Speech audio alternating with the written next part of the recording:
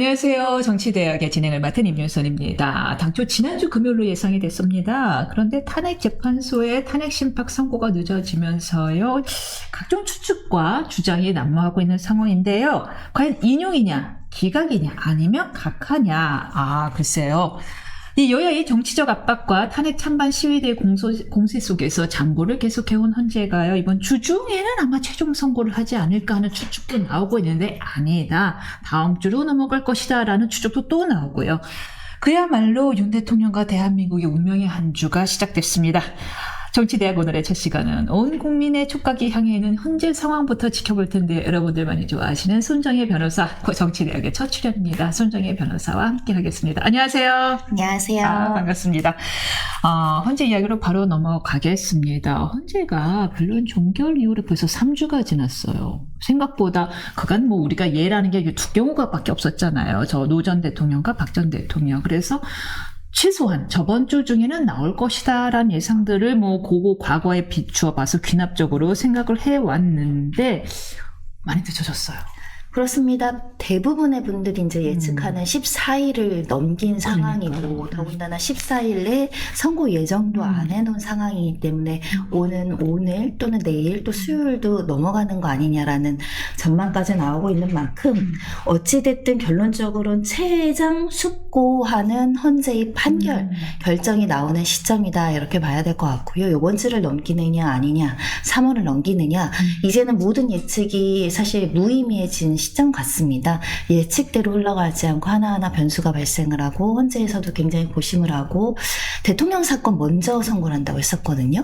근데 또 중간에 감사원장 사건, 검사 사건 먼저 또 선고를 함에 있어서 애초에 계획대로 지금 진행되지 않고 많은 부분들이 내부적으로 고민이 되고, 여러 가지 변수에 따라서 선고 일정들도 바뀌는 게 아닐까라는 생각이 드는데요. 그럼에도 불구하고 좀 신속하게 이번 주에는 나와야 되는 거 아니냐, 이런 목소리도 굉장히 높습니다. 첫 번째는 집회. 이번 주말에도 정말 교통 돌아가는데 많은 시민들이 불편하셨을 수도 있고, 그 주변의 자영업자들이나 또 학교 다니는 분들 굉장히 지금 촉각을 세우고 있는 사건인 만큼, 일단 선고기일이 조속하게 통지돼야 되는 것이 필요하지 않을까라는 생각을 하지만, 통상 2, 3일 전에 선고 일정을 통지를 해줬다 이거잖아요. 이것도 실제 예측대로 될 것인가에 대한 고민이 있습니다. 전격적인 선고도 배제하기 어렵습니다. 왜냐하면 기일을 고지했다가 수많은 인파가 또 모여서 불상사가 생길 여지가 있다는 점에 있어서는 선고의 길을 지금 예측하는 게 굉장히 좀 어렵다라고 말씀드릴 수는 있지만, 그럼에도 21일 설, 20설 이렇게 아직 많이 나오고 있는 상황입니다.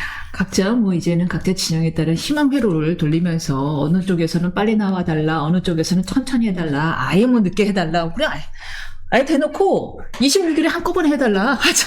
어차피 소란스러울 거 26일에 한꺼번에 하자, 이런 얘기도 했는데, 오늘 중앙일보 기사 재미있었어요. 한 헌재 재판관이 누군가와 약속을 정하면서 13일 약속을 취소하면서 우리 23일 이후에 보자라는 이야기를 했다는 걸 근거로 이번 주가 가장 유력하다라는 얘기도 있어요. 그러니까 24일날 했다라는 것은 그 전에 이제 선고를 하겠다라는, 그렇죠, 계획과 모종의 의사가 있다라는 것인데, 사실은 과거에 이런 예측이 있었죠. 17일 전에 기일을 안 잡고 18일부터 지금 변론기일을 지정해 놨기 때문에 무조건 17일 전에 이 선고가 날 것이다, 이런 분석 기사가 있었는데, 이 분석 기사도 지금 멀어져 가고 있는 상황이라서 한 사람의 선약 일정으로 우리가 또 추단하기에는 맞네요. 좀 그런 상황이 있고, 또 이게 실제인지도 확인하기는 좀 어려운 측면이 있지만, 24일날 약속이라고 한다면 보통 이제 약속 전에 대부분의 일정을 끝내고 이제 선고를 했다라고 보이잖아요. 21일 설도 유력해질 수 있긴 합니다. 하지만 또 지켜봐야 된다는 점, 그리고 지금 각종의 추측, 소문 굉장히 무성할 뿐만 아니라 14일이 이미 지났기 때문에 근데 1, 2주에 대한 시간적 간격에 대해서 사람들이 좀 무감각해지는 측면이 있어요. 하루 이틀 이상 지나고 3, 4일이 지나니까 3, 4일 지나면 13일 지나도 무방한 거 아니냐, 이런 측면에서는 기다려야 될 것 같습니다. 맞는 말이에요. 정말 한 사람의 선약에 따라서 그걸 추단할 수는 없다. 그분도 사실은 그분 뜻대로 진행이 안 될 수도 있는 거니까요. 맞는 이야기인데요. 오늘 또 다른 일간지에서 재미있는 분석을 내놨습니다. 그렇다면 과연 결과는 어떻게 나올 건지에 대해서 우리도 헌법 공부를 해봤지만 사실 제가 제일 점수가 높게 나왔던 사실을 볼 때 제일 점수가 높게 나왔던 과목이 헌법과 행정법이었어요. 왜냐하면 공부를 덜 해도 어느 정도 가치 판단을 집어넣으면서 횡으로 엮으면 점수가 나오는 게 헌법 행정법인데 반면 민법이나 상법 같은 경우 정말 판례를 꽉 끼고 있어야 되잖아요.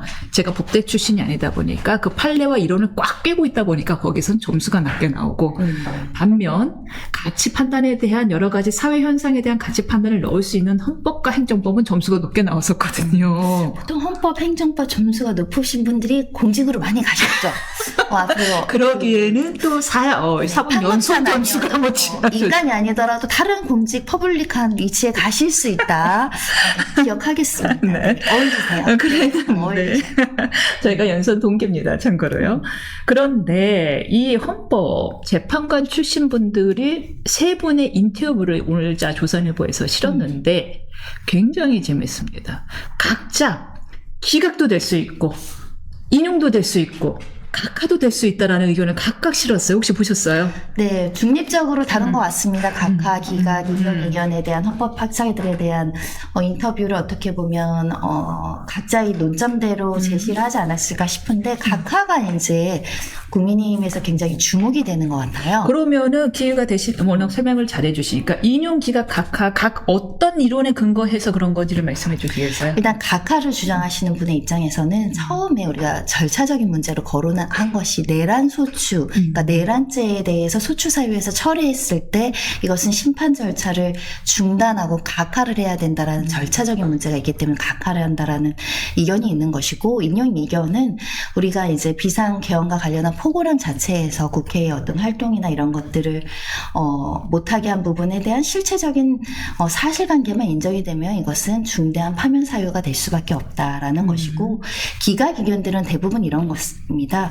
일부 위헌과 위법적인 부분이 있다고 하더라도 중대하지 않지 않느냐. 파면에 이를 정도의 중대성은 없다는 게 기본적인 논리이고 그러다 보니까 기각과 각하 의견들을 이제 국민의힘에서 바라보는 것은 기각과 각하는 분리해서 하는 것이 아니라 각하가 한 명이고 기각이 2명만 이른다고 하더라도 인용이 의견이 5명밖에 안 되잖아요. 인용이 6명 이상이에요. 네, 그러다 보니까 각각 한 명이라도 존재한다는 것은 기각될 가능성 굉장히 높인다는 측면에서 각하할 수 있다라는 헌법학자들의 의견은 굉장히 중점적으로 지금 보고 있는 게 아닐까라는 생각이 들고요.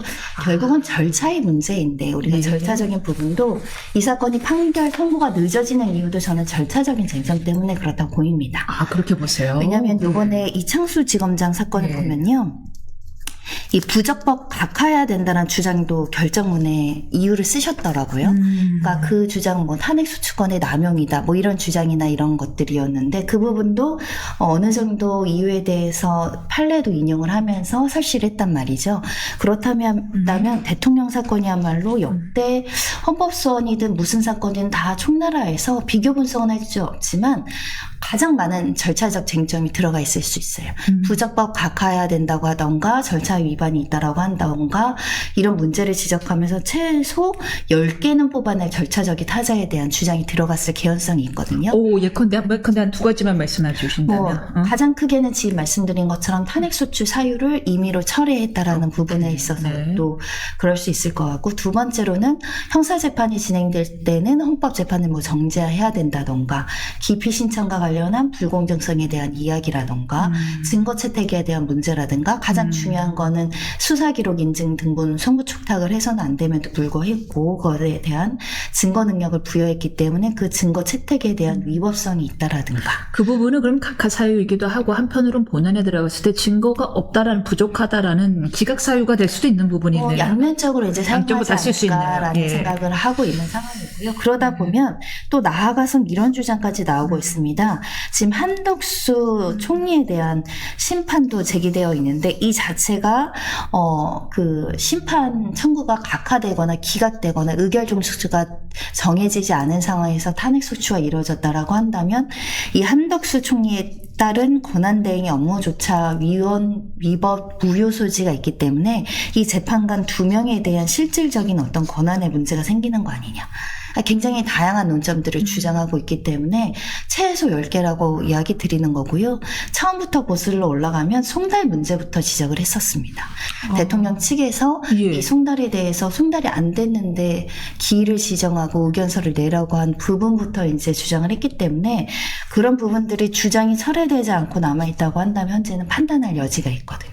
그렇다면은 현실적으로 저희가 뭐 정치적 얘기가 아니라 현실적으로 재판관 입장에 이입돼서 생각을 하면 인용 결정문이 정말 쓰기 어렵겠네요. 각하가 비교적 수월하죠. 각하가 왜냐하면 수월하고. 부적격 각하. 하지만 헌재의 재판은 부적격 각하된다고 하더라도 일반 민사사건과 다르게 민사사건은 소송 요건이 결여돼서 각하를 하면 실체적인 부분은 판단하지 않을 가능성이 많지만 헌재 사건은 각하된다고 하더라도 또 실체적 요건은 검토할 가능성도 있습니다. 그에 따라서 사실은 각하든 기각이든 인용이든 쓰는데 정말 한 줄 한 줄 고심이 될 것 같아요. 제가 예상컨대 역대 최장 결정문이 나올 수도 있습니다. 몇 장이 나올지는 모르겠는데요. 그리고 이걸 공개하는 순간 한 90줄은 타당하고 논리적이지만 한 줄의 오류가 있을 수 있잖아요. 하다 보면 그 한 줄의 오류 때문에 또 사회적인 논란이 있을 수 있죠. 그러니까 한 줄 한 줄을 쓰고 평가하고 그 한 줄 한 줄에 대한 요건에 대해서 다수 의견이 있다고 하더라도 별개 의견이 있을 수 있고 뭐 소수 의견, 보충 의견까지 하나하나 조율하다 보면 오류가 없게 하기 위해서 굉장히 고심하고 있는 거 아닌가. 그래서 지금 생각도 이렇게 듭니다. 시간이 걸릴 수 있다라는 추측이 타당해 보이는데 잠깐 얘기로 돌아가서 그 탄핵 소추 중에 내란죄 이야기를 내란죄의 형사법 구성 얘기를 소추 안에서 빼버린 것이 결국 각하 사유로 거론될 여지가 있다라는 이야기를 줬는데 여기에 대해서 이제 반대쪽은 내란죄 형사법 성립 여부만 뺐을 뿐이지 내란죄의 위법성에 대해서는 여전히 현재의 판단 사안이기 때문에 동일성 문제가 없다라는 것이 이제 주로 이제 국회 쪽 의견이란 말이에요. 손 변호사님 의견은 어떠세요? 이 부분은 근데 결론이 바뀔 것 같지는 않습니다. 왜냐하면 그래요? 이 부분을 지속적으로 헌법재판 초반에 피청구인 측에서 주장을 해왔는데 이미 재판장이 우리가 평의 결과 이 부분은 우리가 판단의 문제라고 이야기를 했었거든요. 그러면서 또 헌재 공부관을 통해서 나온 이야기가 이 탄핵소추 사유를 추가하거나 동일성이 침해되는 사실관계를 붙이는 것은 안 되지만 이번에 감사원장 사건과 검사들 사건에 이 부분 주장되어 있습니다. 그러니까 국회 측에서 일부 사실관계를 추가를 했더라고요. 근데 그건 안 된다고 했어요. 이것은 탄핵소추 사유와 관련해서 추가하거나 동일성을 변경하는 상황에서의 사실관계 변경은 우리가 인정하지 않겠다라고 했었거든요. 근데 이번 사건은 이걸 추가하거나 동일성을 바꾸는 사실관계 변경이 아니라 오히려 철회를 한 거거든요. 취소를 한 것이기 때문에 이 부분은 이 방어권 보장에 현실적으로 관계가 없거나 큰 지장을 주지 않는 경우에는 허용한다는 게 기존의 선리이기 때문에 이 선례에 대해서 설명을 하면서 헌재에서 이 주장을 받아들여지지 않고 넘어갔거든요. 그리고 이런 취지의 말씀했죠. 이런 결정은 제 혼자 하는 게 아니라 8명 전원이 평의를 거쳐서 했다 해서 이 부분은 큰 논란의 여지 없이 피청구인 측 주장을 받아들이기에는 기존의 선례상 맞지 않는데 또 경우에 따라서는 선례라는 것은 언제든지 깨어질 수 있기 때문에 평의 과정에서 다른 의견이 개진되면 다른 의견이 나올 가능성도 우리가 배제할 수는 없다.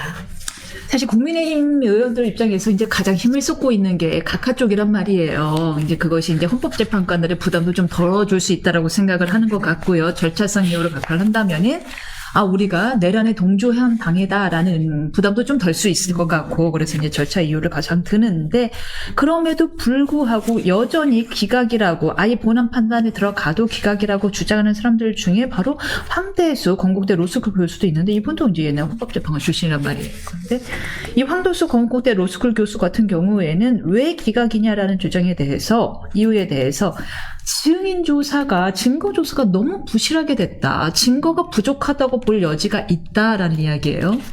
글쎄요.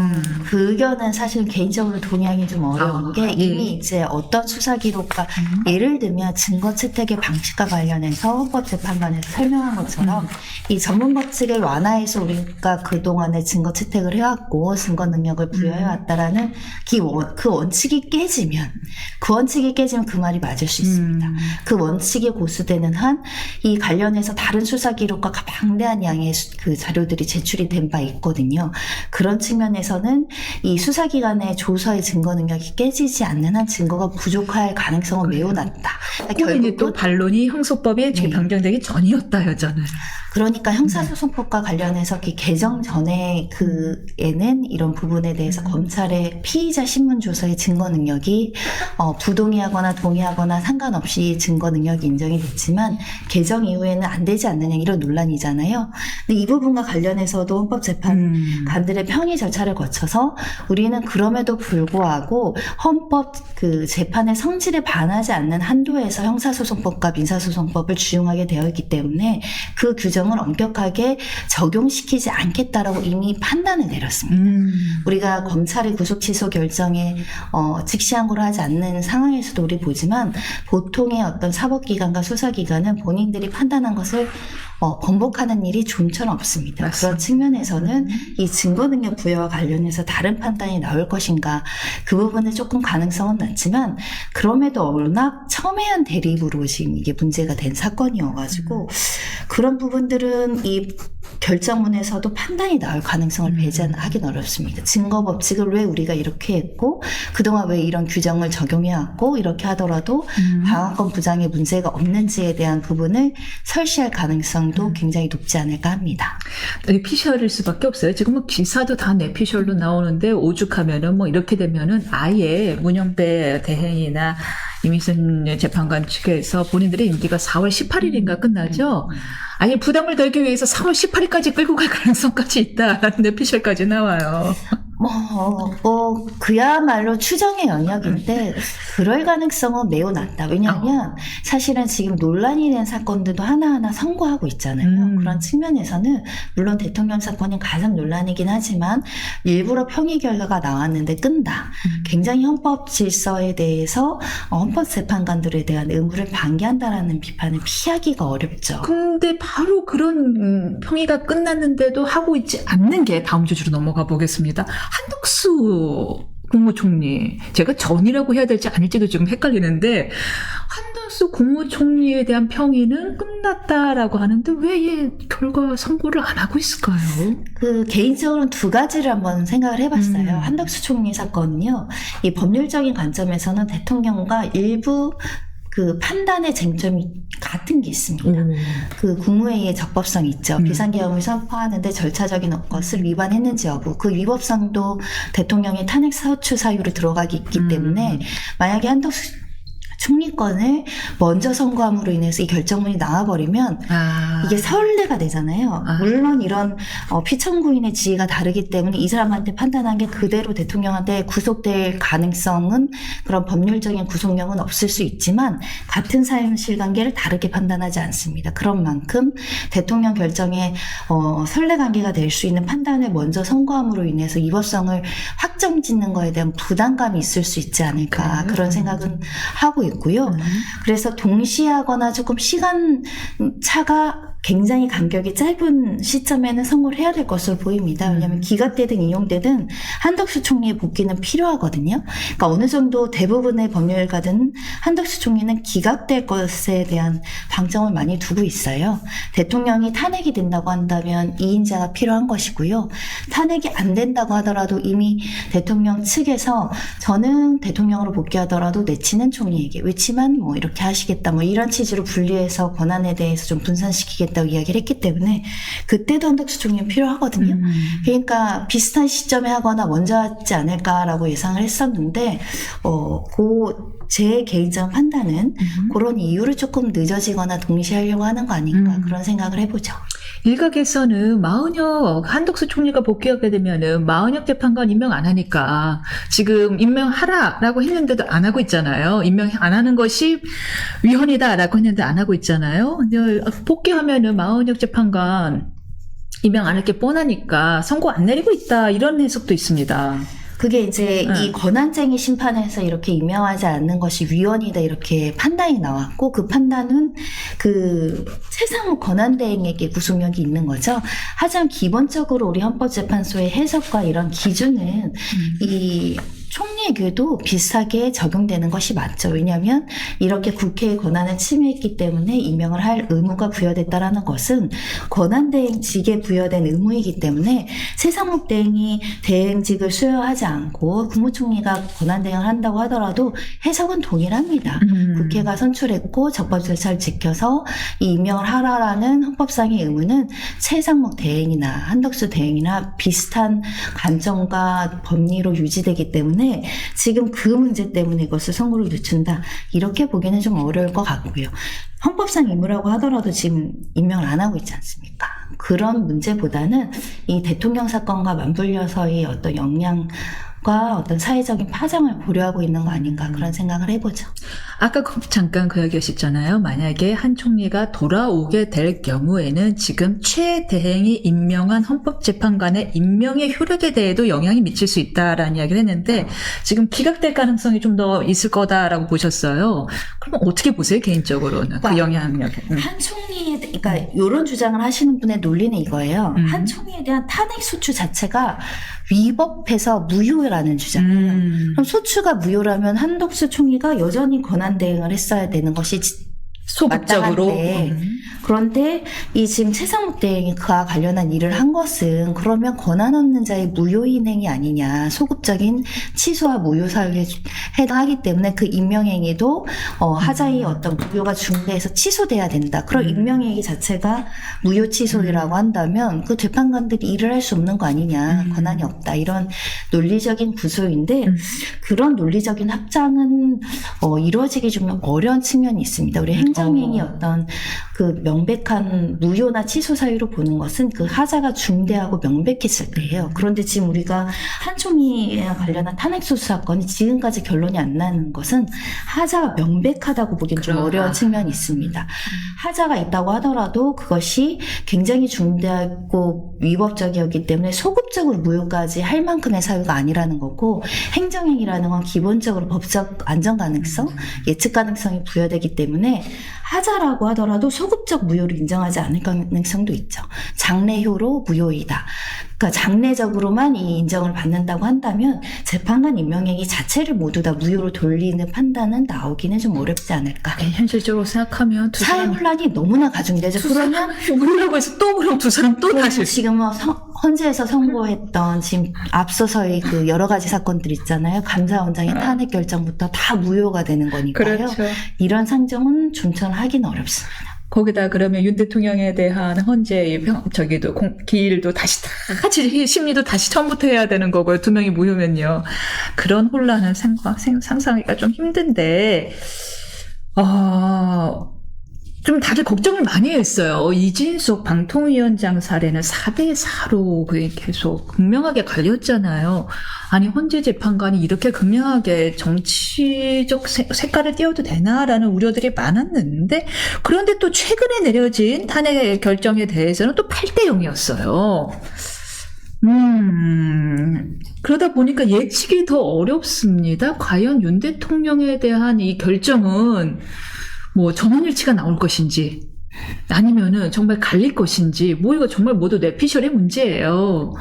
손 변호사님이 뭐 이제 열심히 진행되는 거를 이렇게 쭉 다시 생중계는 아니지만 중계된 것을 다 쭉 꼼꼼히 지켜봤잖아요. 그럴 때 어떨 것 같아요? 8대0 나올 것 같아요? 아니면 좀 갈릴 것 같아요? 변호사들 항상 판결 볼 때 판사의 그 마음까지는 알 수 없지만 판사 입장에서 왜 이런 판단을 내렸을까 고민하게 되잖아요.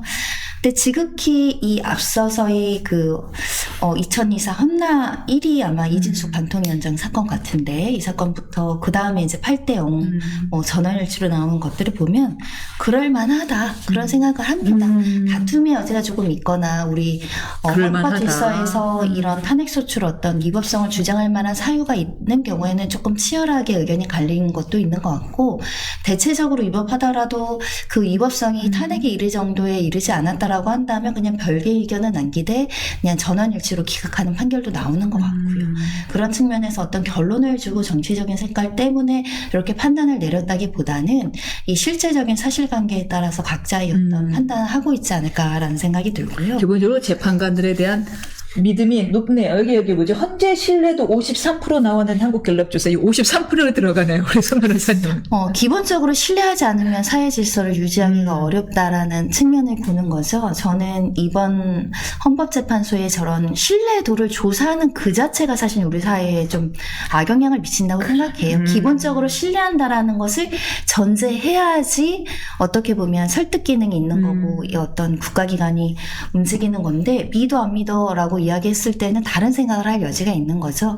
우리 사회가 극명하게 지금 양쪽으로 어떤 나의 주장을 판단해주는 판사는 믿을 만한 사람, 내 주장을 받아주지 않는 사람은 오염된 사람, 이런 논리적인 구속 그런 문제가 계속적으로 발생한다라고 생각하고요. 설문조사하는 것도 과거의 헌재에 대한 신뢰도를 조사했는지 잘 모르겠어요. 예전에 국회를 신뢰하냐 이런 설문조사는 늘 있어왔죠. 그렇죠. 근데 이제 헌법재판소가 그 대상이 돼야 되는가? 예를 들면 선출직이 이제는 아닌데. 법원부터 뭐 중앙지방법원 판사들은 믿을 만한가? 뭐 이런 설문조사도 할 것인지, 나는 사실은 조금 우리 사회가 조금 너무 양분화돼서 문제가 악화된다라는 측면에서는요, 그런 설문조사를 실시하는 것 자체도 조금 그렇다 이렇게 볼 수 있을 것 같고, 헌재 자체가 그래서 헌법에서 규정한 것이 그 인적 구성원들을 나름대로는 그래도 정치적인 상황을 고려해서 그 객관적으로 어떤 한쪽에 치우치지 않게 위해서 이렇게 9명이라는 그 TO를 만들어 놓고 한 것이잖아요. 그런 측면에서는 일부 정치적인 성향이 있다라고 보이지만 그래도 기본적으로 내 이름으로 판결문 나가는 걸 너무 편향적으로 부끄럽게 쓰진 않을 거라는 기본적 신뢰를 해야 되지 않을까. 저는 그런 신뢰를 갖고 있는 거죠. 전 개인적으로 이제는 그렇게 왜 정치 이렇게 333 임명하잖아요. 333 임명, 국회가 333 임명하면서 서로 각자 견제하자라는 취지에서 그렇게 333 임명을 해왔던 건데, 너무 각자 진영에서 극단적인 사람들을 이렇게 임명할 바에는 이제 국회 임명 몫을 빼야 되지 않나 하는 생각까지 들어요. 전에는 그래서 적당한 사람들을 하려고 했는데, 이제는 너무 각자 유리한 사람 숫자 게임을 하려고 하니까 국회가 임명할 자격이 있어라는 생각까지 드네요. 그러니까 이제 우리가 뭐 국회 인선뿐만 아니라 정치권에 대한 인선도 마찬가지지만 합리적이고 중도적인 사람을 잘 안 뽑죠. 그러니까. 그냥 누가 봐도 이 사람은 우리 편, 그러니까 편에 가른다는 거예요. 당파적인 문제에 너무 몰입되다 보면 유능한 인재들을 못 찾고 그냥 어떤 성향만 굉장히 강한 사람들을 찾게 됨으로 인해서 신뢰로 있는 거 아닐까라는 생각이 들고요. 국회뿐만 아니라 전반적인 사회가 그렇게 되는 거 아닐까. 편 가르고 무슨 문제가 생기면 우리 쪽을 자성하는 게 아니라 상대방을 비난하면서 그 위기를 모면하려는 시도들 때문에 생기는 현상이 아닐까라는 생각을 합니다. 우리 손 변호사 같은 사람 추천하면 좋겠네요. 저는 그릇이 안 돼서 저는 애초부터 이제 아까 말씀드렸지만 헌법과 아까 뭘 잘하셨다고 하셨죠? 행정법. 저는 헌법과 행정보다는 민법과 형법을 더 잘했던 돈 계산을 잘했구만. 됐습니다. 알겠습니다. 가시는 분들은 이런 분들이 하시면 돼요. 네. 손정희 변호사였습니다. 여기까지 듣겠습니다. 고맙습니다. 감사합니다.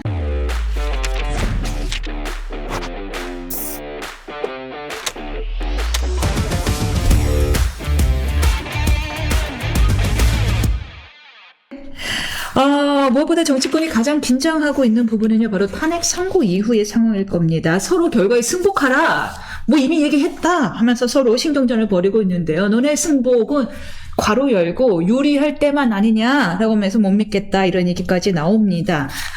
정치대학 두 번째 시간이요.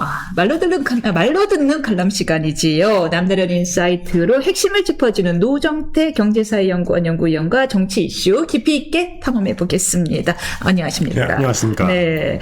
지금 잠깐 저한테 뭐 말씀하시던 게 있었는데. 그게 앞에 했던 방송 내용하고 충돌하지 않을까 해서 약간 좀 들어보려고 했었거든요. 네. 그럼 진행해 보겠습니다. 예.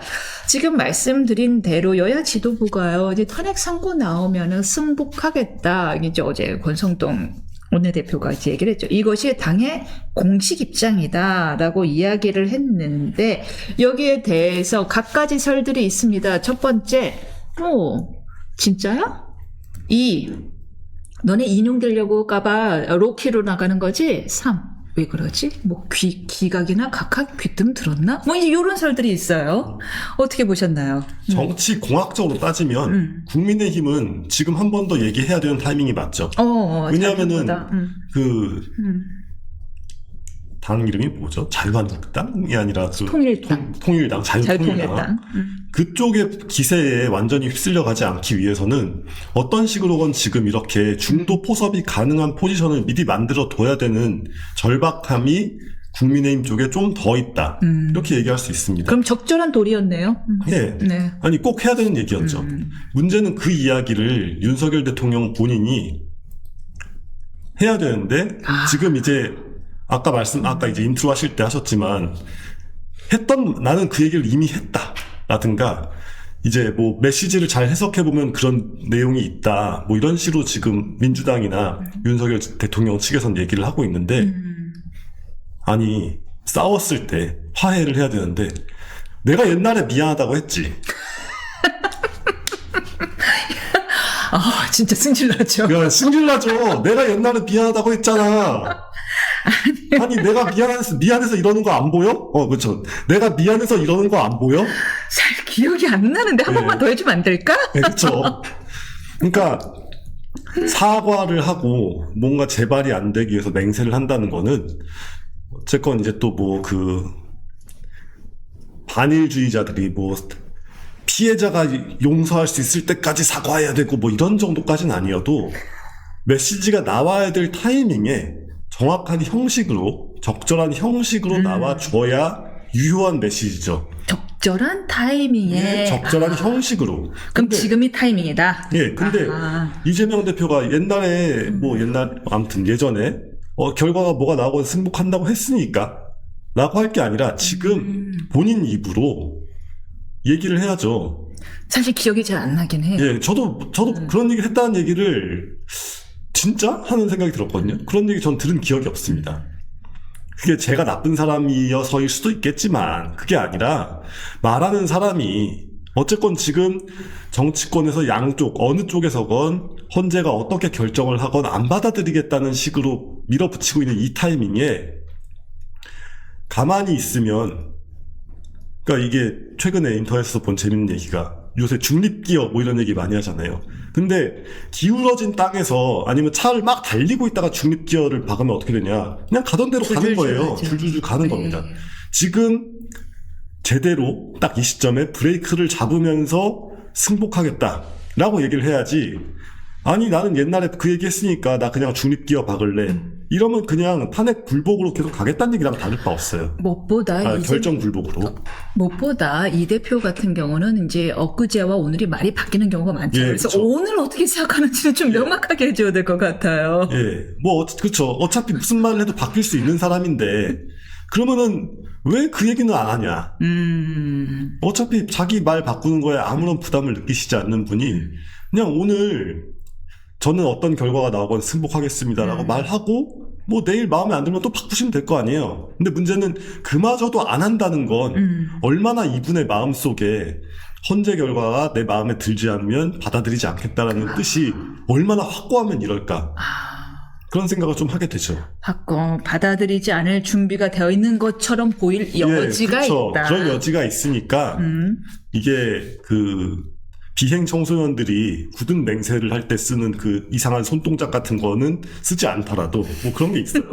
그런 거는 쓰지 않더라도 아무튼 우리가 이제 뭔가 나의 의지가 진지하다는 걸 보여줄 때 쓸 수 있는 방식이 있잖아요. 그런 메시지를 전달하는 방식을 예를 들어서 어느 장소에 가서 얘기를 한다거나 뭐 헌재 앞에 직접 나가긴 좀 힘들려나? 아무튼 뭔가 이렇게 법치주의를 상징하는 장소에서 발언을 한다거나 그게 아니면 진짜 국회에서 제대로 인터뷰를 한다거나 뭐 방법이 여러 가지가 있을 텐데 안택하고 야 오빠가 옛날에 미안하다고 했지 기억 안 나? 이미 사과했어. 그거 다 끝난 얘기야. 이게 뭐냐 이거죠. 적절할 때 한 번은 해야 되지 않을까 예. 하는 이야기인 건데, 그러니까 그렇다면 권선동 원내대표 입장에서는 상당히 어느 쪽 결과가 나오든 기각이 나오든 인용이 나오든 적절한 메시지를 던졌다라고 네. 봐야 될 텐데, 어쨌든 뭐 이게 진정성 있는 거냐라는 비판도 나오고 있는 상황입니다. 왜냐하면은 지도부는 살짝 거리를 두고 있으나 지도부가 아니라 이제 우리가 김나윤이라고 하더라고요. 사실상 당대표는 김나윤 아니냐라는 말이 나올 정도로 김기현, 나경원, 윤상현. 그 김나윤은 계속해서 집회에 나가면서 이 헌재에 대한 불신을 만들고 있는 집회 분위기에 일주하고 있는 것은 사실이란 말이에요. 그러다 보니까 과연 국민의힘 당신들이 승복할 거 진짜 하고 있어요. 그렇다면 권성동 대표도 여기서 승복할 거야 라는 게 아니라 거기서 더 나아가서 조금 더 어떤 액션을 더 취해야 되지 않을까 하는 의견도 있습니다. 뭔가 결의안을 보여주든지. 네, 어떻게 보시나요? 네. 그거를 하려면 어쨌건 명분 쌓기가 필요하니까 네. 그걸 당장 그러니까 이재명의 민주당처럼 그립이 강한 정당이 아니기 때문에 그럴 수가 없는 관계로 사실 그 메시지 나오는 것만으로도 네. 꽤 당내외적으로 반발을 무릅써야 됐을 거기 때문에 저는 이 시점에서는 좀 편을 들어주고 싶은 마음이 있습니다. 그러니까 당장 원내대표가 그냥 막 안 돼! 아무도 이제 하지 마! 우리는 승복할 거니까 아무도 집회도 나가지 말고 얼씬거리지도 말고 다 내 말 들어! 들을 사람이 누가 있겠냐는 거죠. 그러니까 현실적으로 좀 그게 정치라는 게 현실과의 대화니까 현실적으로 좀 그건 어렵다 싶으면 그 정도는 우리가 좀 봐주면서 어쨌건 국민의힘이 오피셜하게 대표하는 사람이 이렇게 얘기가 나왔다. 여기까지는 일단 받아들이고 그 다음에 개별 방금 말씀하셨던 김나현 분들이 계속 계속 그러고 있을 때 이제 그들에 대해서 그렇게 얘기했던 지도부가 어떻게 나올지 지금 선고가 이번 주 금요일 정도로 예상을 하고 있잖아요, 다들. 아무도 몰라요, 정말. 근데 일단 빠르면 이번 주 금요일, 늦으면 다음 주 뭐 이렇게 될 거라고 다들 예상을 하니까 그때까지 좀 시간이 있으니까 국민의힘이 내부의 상황을 어떻게 수습하고 나아갈지 이건 좀 지켜볼 필요가 있는 것 같습니다. 근데 이 승복하라라는 메시지에 대해서 민주당은 마흔역 임명부터 해라 하면서 아직도 마흔역 임명에 대해서 사활을 걸고 있어요. 도대체 이 마흔역 후보 임명이지 거의 다 뭐 이번 주 아니면 다음 주쯤 되는 상황에서도 마흔역 임명에 사활을 건다는 거는 아직도 굉장히 의견이 갈리고 있다라는 거에 대한 불안감 아니겠어요? 사실 저는 그렇다기보다는 약간 좀 대선 불복 때 탄핵 불복, 대선 불복 때 총선 불복 이런 식으로 우리가 이 구도를 일단 바라볼 필요가 있습니다. 그러니까 윤석열 대통령의 계엄이라는 게 결국은 총선 불복이잖아요. 총선을 통해서 이 결과가 나온 걸 인정을 못하겠고 이건 부정선거 때문이고 그러니까 내가 이제 선관위도 털어서 한번 압수수색도 해봐야겠고 근데 이제 압수수색이 그냥 안 되니까 군대를 동원해서 압수수색을 하고 싶고 뭐 이런 식으로 나간 건데 반대로 민주당은 계속 대선 결과가 나온 직후부터 탄핵을 지금 몇 번 29번 뭐 이렇게 했죠. 그러니까 우리가 여태까지 헌법을 만든 이후 쌓여있던 모든 탄핵 건수보다 많은 게 2년 동안에 벌어졌단 말이에요. 이게 뭐냐? 입법부의 권력을 가지고 행정부의 모든 것을 반대하는 거거든요. 그 말인즉 대선 결과를 인정하지 않겠다는 거고 대선 불복을 쭉 하고 있는 겁니다. 나는 윤석열 행정부를 인정하지 않겠다. 그냥 그 기조로만 쭉 나간 거예요. 근데 여기서 생각해봐야죠. 마흔역 임명을 지금 만약에 진짜 하면 그러면 변론 제기해야 돼요. 변론 제기해야 되고 막 엉망진창이 돼요. 헌재 절차가 또 엉망진창이 돼서 문영배 소장을 하면 이제 임기가 끝날 테고 이러다가 대선 가을에 할 수도 있고 겨울에 할 수도 있어요. 이런 식이면. 그러니까 이런 식으로 질질 끌고 막 헌재가 막 또 이렇게 덜컹덜컹 막 이러면 지금 가만히 있는 게 빠른 대선을 위한 최선이잖아요. 근데 안 그런 건 뭐냐?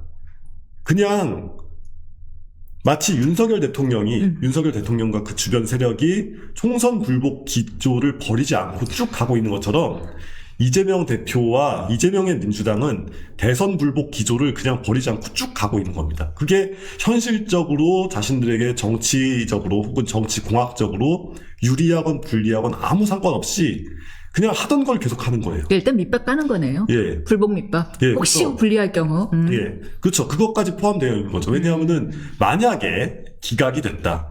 그러면은 니네가 마은혁 임명 안 해가지고 그런 거 아니? 아니, 사실 말도 안 되는 얘기잖아요. 방금 말씀드린 것처럼 마은혁을 임명하면 절차가 더 복잡해지고 심리가 늘어지는데 그런 거랑 무관하게 어쨌건 자기네는 반발을 위한 액션을 뭔가 했다.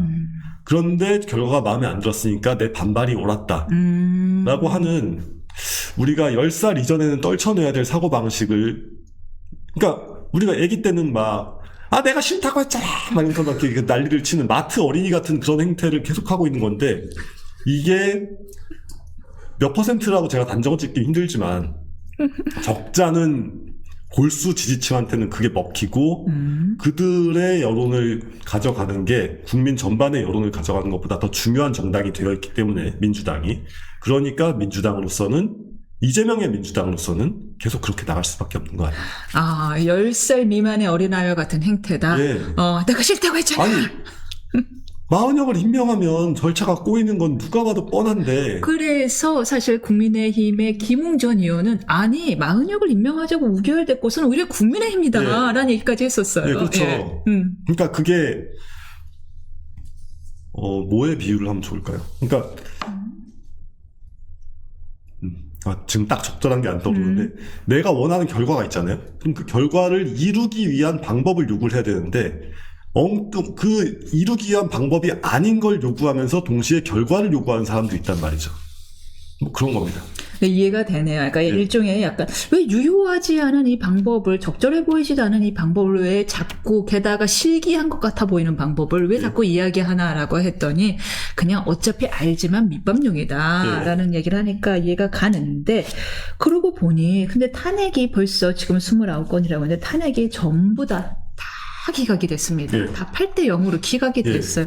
진짜 입장 표명해야 되지 않을까요? 이게 바로 예. 방금 얘기한 것처럼 그러니까 마트에서 때를 써서 예. 뭐 이렇게 딱 자기가 솔직히 먹고 싶은 것도 아닌 과자를 엄마가 사게 만든 어린이가 그 과자가 맛이 없을 때 반성하는 모습을 본 적 있으십니까? 없죠. 그냥 엄마한테 때를 쓰는 것 자체가 목적이었던 거예요. 이 어린이의 목적은 이 과자를 먹고 싶은 게 아니라 그냥 엄마한테 때를 쓰는 게 목적이었습니다. 마찬가지인 거예요. 마찬가지다. 예. 알겠습니다.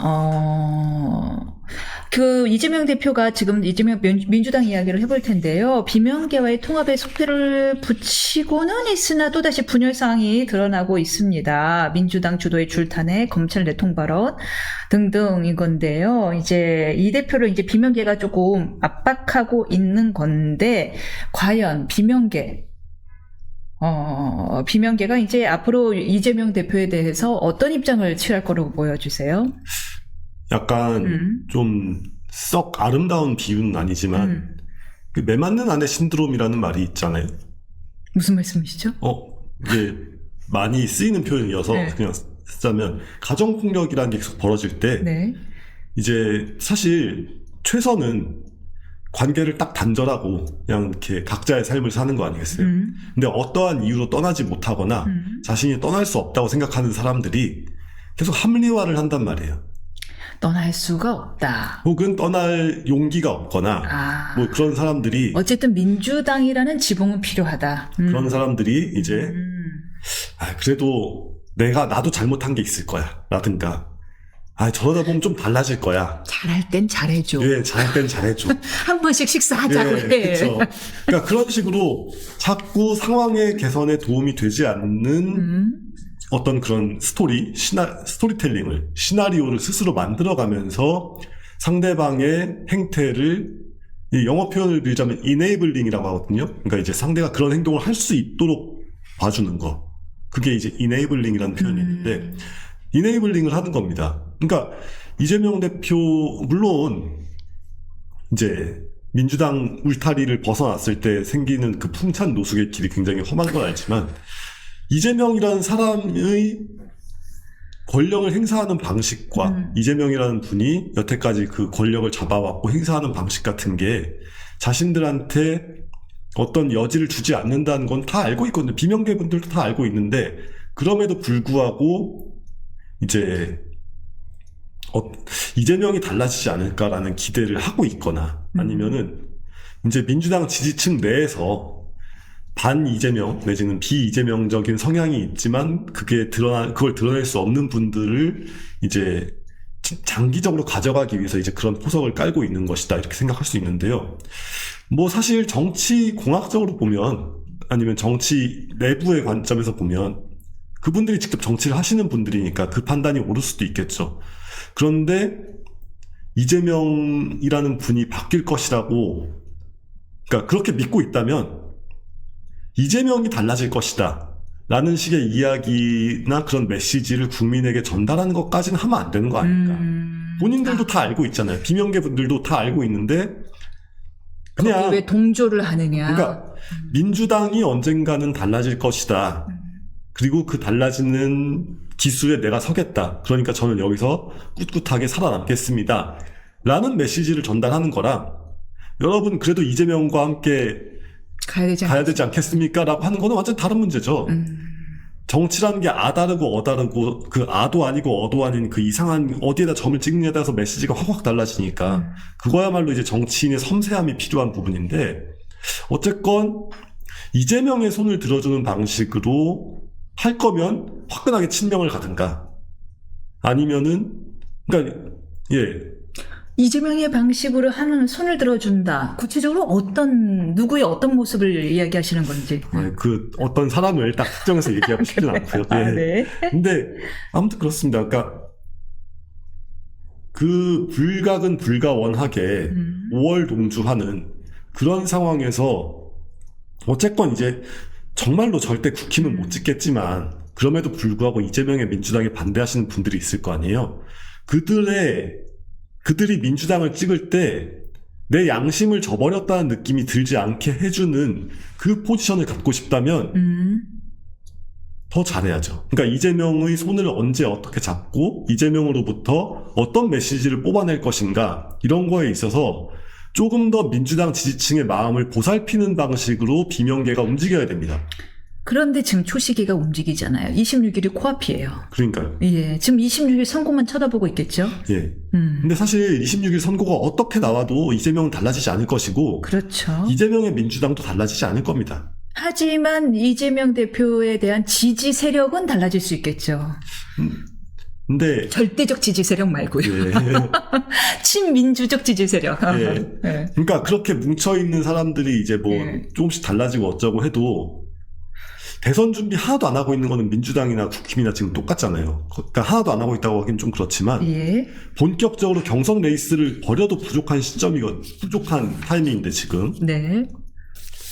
그런 식으로 준비가 안 돼 있기로 따지면 양쪽이 마찬가지인데. 그러네요. 서로 어떤 다른 후보들 목소리를 전혀 못 예. 내고 있네요. 예. 이쪽은 뭐 아직은 예. 그럴 때가 아니다. 돌아가셨는지 아닌지 애매한. 상이고 예. 이쪽은 목소리 냈다간 돌아가실 예, 것 같아서 그쵸. 못하고. 예, 그렇죠. 이쪽은 윤 대통령, 그러니까 이게 뭐 고인이 되셨는지 아닌지 애매한 상황이고 이쪽은 자칫하면 내가 고인이 될까봐 그렇죠. 말을 못하는 이런 상황인데 둘 다 건강하지 않은 상태인 건 분명하잖아요. 그리고 건강하지 않은 상태가 되었다고 했을 때 그 원인을 제공하는 사람이 한쪽은 상대적으로 이제 거의 힘이 없는 상태가 됐지만 다른 한쪽은 굉장히 팔팔하시다. 이게 문제의 핵심이고 그 팔팔하신 분이 그럴 때 이재명 이게 왜 우리가 중요한 딜을 하면서 상대방으로부터 어떤 메시지를 뽑아내느냐 이거만큼 꼭 정치뿐만 아니라 뭐 사업을 하건 뭐가 됐건 굉장히 중요한 일 아니겠습니까? 그런데 이재명으로부터 어떤 반응을 이끌어내고 이재명으로부터 어떤 메시지를 뽑아낼 수 있느냐 이것이 비명계의 사실상 굉장히 중요한 정치적 시험대라고 할 수 있어요. 그러니까 아까 우리가 얘기한 것처럼 승복하겠다. 헌재에서 어떤 결과가 나와도 승복하고 나는 법치주의를 준수하겠다. 라는 말이 이재명의 입에서 나오게 할 수 있다면 그 비명계 주자가 뭐 아무리 막 가랑이 사이를 기고 뭘 하고 해도 우리는 그 사람을 훌륭하다고 받아들일 거 아니겠습니까? 근데 그게 아니라 그냥 실속 없이 이재명한테 굴복하는 것 같은 모습만 연출이 됐다. 뭐 이러면 실망스러울 수밖에 없고요. 지금 한 명 같은 경우는 이제 새로운 유삼김이라고 불리는 3명이 있는데 예. 한 명 같은 경우는 갑자기 단식에 들어갔고요. 예, 빨리 그러니까요. 촉구하면서 아마도 이제 아까 얘기한 사람 중에 한 명일 때 또 한 명은 이런 이야기를 했어요. 줄탄핵 기획에 대한 입장 표명은 그래도 민주당에서 해줘야 되는 거 아니냐. 바로 김부겸 전 의원인데 그런 이야기를 했는데 어떻게 보시나요? 이거 이제 약간 당내 기류 변화가 느껴진다라고 보시나요? 저 약간 이렇게 하는 거죠.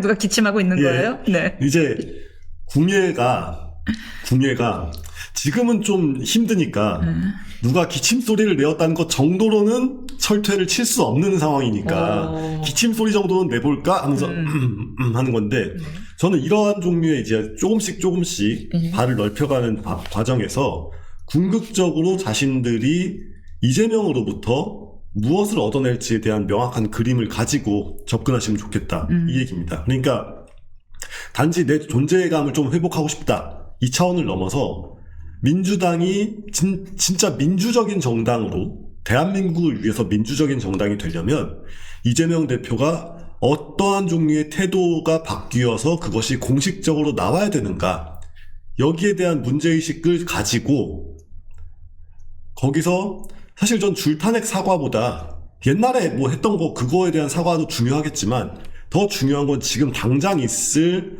헌재 선고에 대해서 입장을 명확하게 밝히는 거라고 생각하거든요. 그거를 이끌어내기 위한 빌드업이라고 한다면 저는 찬성하죠. 환영합니다. 환영한다라는 얘기입니다. 사실 근데 이재명 대표가 저번에 중도 보수 발언한 것도 그렇고 이런저런 상속세 완화한 것도 그렇고 분명히 밑에 괜찮은 싱크탱크가 들어와 있는 것 같거든요. 예. 그 다음에 이제 입장이 갑자기 또 다음날 확확 바뀌어서 그렇지. 이제 그거는 이제 본인의 성정에 관한 예. 것이니까 그건 어쩔 수 없는 거고 싱크탱크까지는 와 있는 것 같은데 그럼 싱크탱크가 얘기를 할 만도 해요. 예. 그러니까 뭐 안팎으로 들려오는 얘기로는 인적 자원, 그러니까 거기 들어가 있는 사람들의 인적 자원과 이제 뭐 교육과 뭐 이렇게 그냥 실력과 기타 등등을 놓고 볼 때 민주당이 국민의힘을 앞선 지는 좀 됐습니다. 그렇죠. 예, 더 좋은, 그러니까 소위 말하는 좋은 인재들이 민주당을 먼저 찾고 있고. 훨씬 탄탄해요. 예. 지형 자체가 그리고 이제 한참 일을 할 나이가 30, 40대인데 예. 그 지형 자체가 민주당 그쵸. 유리하니까요. 친민주당 계열이니까요. 대체로. 그런데 그럼에도 불구하고 안 통한다는 거는 결국에는 의사결정이라는 게 최종적 의사결정권자가 누구고 그 사람의 마음이 어떻게 움직이냐에 따라서 달라질 수밖에 없는 거거든요. 아니 뭐 윤석열 대통령도 대한민국의 모든 정보를 다 볼 수 있는 사람이 유튜브만 봤잖아요. 그래가지고 지금 이렇게 된 거 아닙니까? 마찬가지로 이재명 대표도 뭐 대통령 같은 그런 건 아니지만 굉장히 많은 정보망과 수많은 싱크탱크와 수많은 연구자들과 이런 사람들이 어떻게 해야 선거에 이길 수 있고 어떻게 해야 좋은 나라를 만들 수 있을지를 계속 얘기를 해도 이게 윗사람이라는 게 조금만 내가 뭐 싫어하는 기색만 보여도 나의 심기를 경호하기 위해서 그쪽은 쫙 차단되고 내가 이걸 조금만 좋아하는 것 같으면은 이거 좋아하신다 이러면서 앞에다가 쫙 깔아드리고 이렇잖아요. 저도 사실 그렇게 높은 사람 돼본 적이 없어가지고 잘 모르겠지만 그렇다고 하니까 높은 사람, 그러니까 내가 높은 지위에 있다는 거는 그만큼 일거수일투족을 섬세하게 해야 되는 건데 말 한마디를 조심해야죠. 이 대표님은 좀 반대의 방향으로 이렇게 자신의 인생을 개척해 오신 터라 이게 쉽지 않은 것 같다. 그렇군요. 일거수일투족을 좀 말씀을 조심하셔야 된다는 거 지도자의 덕목이다라는 얘기까지 했고요. 그리고 지금 이게 지금 우리가 이렇게 싸우고 있을 땐가 싶습니다. 정말 답답한 게요. 지금 외교는 외교 공백이잖아요. 외교가 할 사람이 없잖아요. 이런 상황에서 우리 깜깜이 전혀 모르고 있었는데 왜 도대체 우리의 최우방국 중 하나인 미국이 우리를 민간 국가로 지정한 거예요? 일단 민간 국가가 뭡니까? 민간 국가가 이걸 지정하는 주체가 누구냐가 중요한데 미국 에너지국에서 지정을 하는 거거든요. 에너지국. 근데 에너지국이라는 게 뭔 에너지냐라고 한다면 사실 원자력 문제입니다. 그러니까 이게 민주당 쪽에서 나온 얘기랑 국민의힘 쪽에서 나온 얘기가 각각 있잖아요. 민주당 쪽은 그러니까 이게 보수 쪽에서 자꾸 핵개발론을 부추기니까 그래서 나온 것이다라고 하고 있고 이제 국민의힘 쪽에서는 니네가 1차 탄핵안에다가 네. 뭐였지? 북한과 중국의 북한과 중국에 반대해서 뭐 그렇다 이런 걸 넣어서 그렇다 라고 얘기하는데 사실 둘 다 맞을 겁니다. 둘 다 어느 정도 영향이 있었을 거고 상당한 영향이 있었을 거고 그런데 어쨌건 직접적으로 따지면 핵 개발에 대한 견제구라고 보는 게 맞긴 하죠. 왜냐하면은 핵 개발 문제가 에너지부가 이제 여러 정보 기관들과 협조해가지고 뭔가 낌새가 이상하다 싶으면은 이제 집어넣는 게 민감 국가거든요. 그러니까 한국이 핵을 개발할 우려가 있다. 뭐 이런 거가 이제 그런 위기 의식이 미국 전반에 퍼졌다라고 얘기를 할 수 있겠습니다. 자체적으로 핵을 개발하자라는 이야기가 작년부터 나경원 의원인가요? 이렇게 이야기가 좀 몇 번 나왔었어요. 근데 솔직히 그 시점에서는 저는 굉장히 성향도 그렇고 대중문화도 그렇고 뭐 다 여러 가지로 친미적인 사람이라고 생각합니다만 미국 탓이 좀 있긴 하죠. 상당히 있죠. 여기에는. 어떤 이유로? 아니 우리가 지금 그러니까 미국이 우리한테만 그러는 건 아니지만 전 세계적으로 수십 년간 사람들이 믿고 왔던 안보 구도를 막 망가뜨리고 있잖아요. 망가뜨린다? 좋게 말하면 재편성하고 있잖아요. 나쁘게 말하면 망가뜨리고 있고요. 그 우리가 미국의 핵 무산 아래에서 북한은 핵을 가지고 있고 우리는 핵을 가지고 있지 못한 이 현실에서 어떻게 한미동맹을 믿고 우리의 안보 태세를 어떻게 강화하고 뭐 이런 그림을 이렇게 막 그리고 있는데 지금 동맹이고 뭐고 다 필요 없고 다 들어 없고 막 이런 얘기를 하는 분이 일단 대통령이 돼 있고 그렇지만 지정은 바이든 때 됐잖아요. 그 전에도 북핵 문제를 해결할 때 오바마가 전략적 인내를 한다면서 시간을 너무 많이 줬어요. 그러니까 우리가 미국의 핵 우산에 대해서 어느 정도의 신뢰를 할 수 있는가 이 불신이 커져갔기 때문에 벌어진 현상이긴 하거든요. 그것만 미국만 믿고 그냥 우리는 그러니까 아무것도 그래야 안 되냐 말아야 되냐. 물론 저는 핵무장론자는 아닙니다. 당장 핵무장을 하자는 입장은 아닌데 그리고 그걸 하면 이제 돌아오게 될 어떤 그런 반작용이 엄청나기 때문에 우리가 그걸 할 수는 없는 입장이지만 그러면 어떻게 미국으로서는 한국 같은 우리가 군사력이 굉장히 강한 나라잖아요. 군사력이 굉장히 강한 나라니까 이 나라가 스스로 군사적인 모험 행위를 하지 않고 이렇게 어떻게 안정적인 국제 질서의 일원으로 남아있을 수 있을지에 대해서 미국도 조금 더 큰형님다운 모습을 보여주면서 같이 가야 되는데 그러니까 이게 민주당 정권 때는 굉장히 물르고 뭐 허술까지는 아니지만 굉장히 이렇게 좀 불투명한 모습을 보여줘 왔다면 지금은 너무 화끈하게 너무 강력한 모습만 보여주고 있으니까 한국으로선 당연히 이런 반응이 나올 수밖에 없지 않나. 그러니까 당연하다고 하긴 좀 그렇지만 핵무장론이 현명하다고 할 수는 없지만 현명하지 않아도 나올 수 있는 반응이긴 하다. 이것이 누구의 탓인지 이제 각각 의견이 분분한데 뭐 미국 탓이라고 볼 수도 있고 국민의힘 탓이라고 볼 수도 있고 아니다 민주당 너네 탓이라고 할 수도 있고 그러나 가장 심각한 문제는 민간 국가로 지정되는데 이걸 안 사람이 아무도 없다. 지금 이 외교 공백 문제 어떻게 해결해야 되는 거예요? 그래서 아까 이제 나왔던 얘기로 돌아가 보면 이래서 선거 불복이 위험하다는 겁니다. 선거 불복이 위험하다. 지금 총선 불복으로 나라가 마비가 돼 있고 그 전에 대선 불복으로 나라를 마비시켜 왔잖아요. 불복의 게임이죠. 그렇죠. 서로 불복 이러고 있는 동안 세상이 확 바뀌었는데 아무도 그걸 모르고 대처도 못하고 있는 상태가 된 거죠. 우리는 과거만 보고 있는 동안. 사실 트럼프 행정부가 이렇게 들어섰으면 민간 국가 지정이 된 것을 뭐 약간 기회는 아니지만 기왕 이렇게 된 거 하는 생각으로 조금 더 핵 보유국에 가까워질 수 있도록 어떻게 얘기를 하면서 뭐 좀 이렇게 풀어갈 수 있는 여지도 있겠죠. 근데 그런 묘수를 발휘할 수 있을 만한 정치적 안정과 리더십 같은 게 전혀 없잖아요.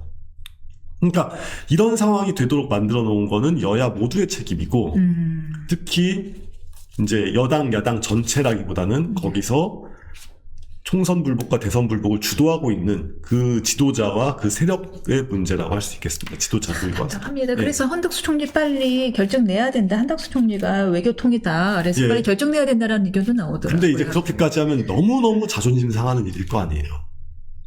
아니, 그래 뭐 그러니까 좀 이렇게 말하면 죄송하지만 잔챙이 탄핵 그래 안 될 수도 있지.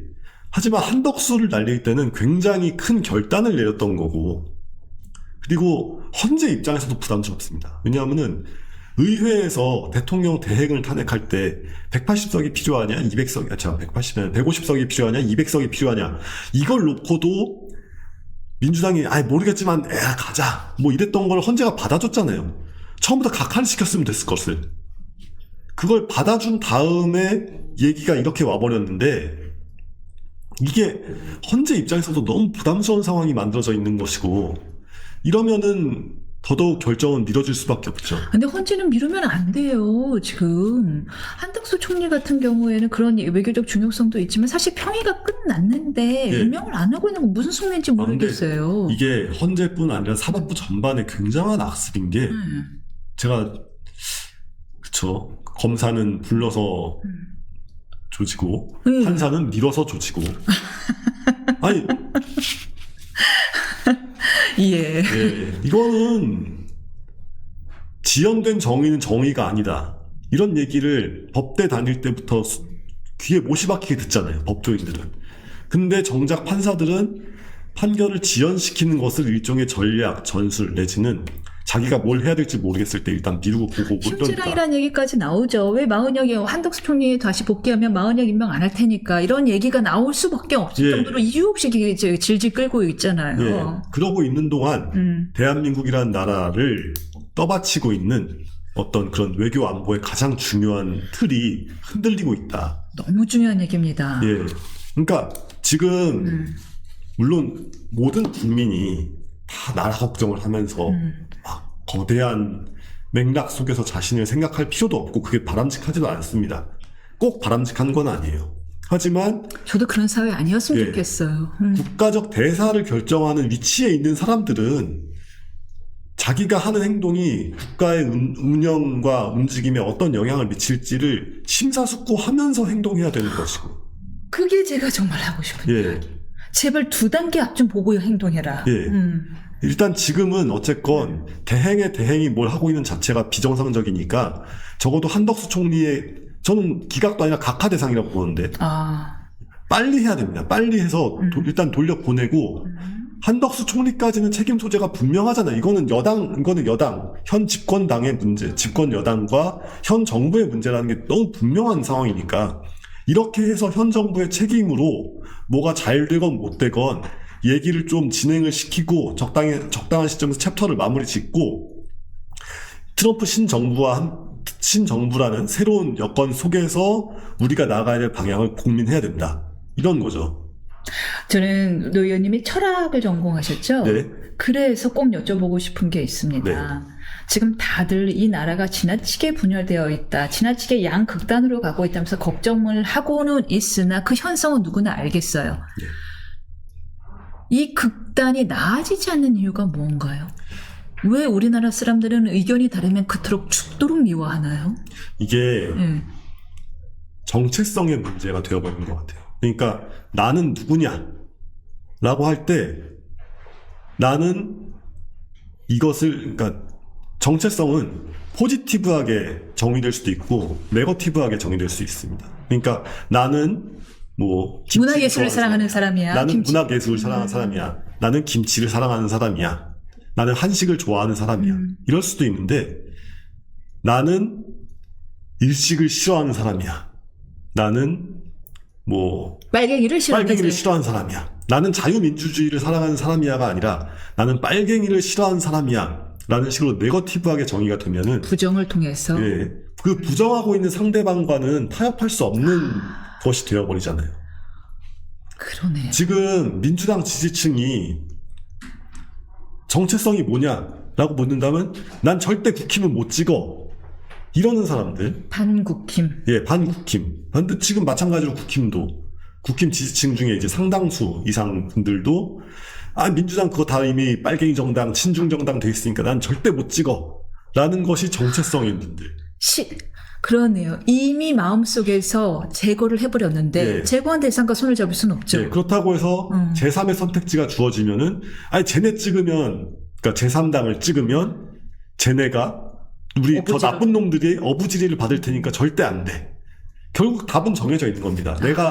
근데 정체성이라는 게 긍정적으로 규정되어 있으면 확장도 할 수 있고 변화도 할 수 있어요. 그렇죠? 나는 독일인으로서 나는 괴테를 좋아하고, 나는 괴테의 시를 좋아하고 슈베르트의 가곡을 좋아한다 라고 하면은 이제 거기다가 근데 막상 들어보니까 유대인 작곡가가 만든 노래도 좋군, 그래 나는 음악을 사랑하는 사람이니까 같이 부를 수 있어. 그럼 확장이 되죠. 확장이 되죠. 근데 그게 아니라 나는 독일인이기 때문에 유대인을 쫓아내는 게 독일을 위해서 바람직한 일이라고 생각해.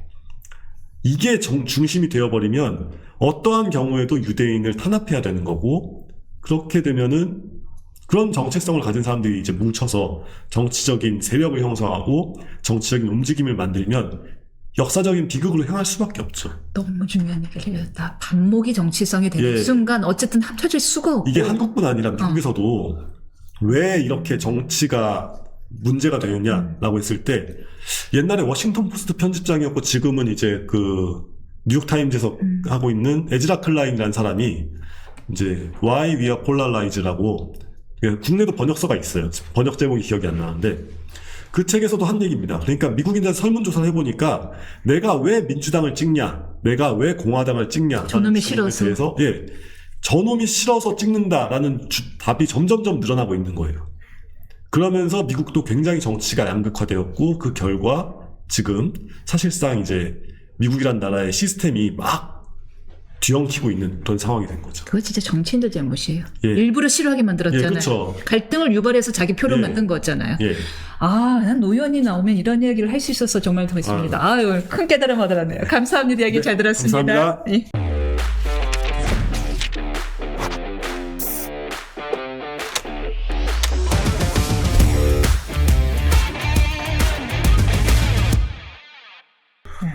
선거전 마지막 주말이 될 수도 있기 때문일까요? 찬반 양측이 막판에 주말에 서로 새 결집을 하였습니다. 그래서 정치권에는 탄핵 각하 급선회, 그리고 5대3 기각, 아니 8대3 인용, 각자 자신이 들었다는 찌라시들이 유포되면서 혼란을 가중시키고 있는데요.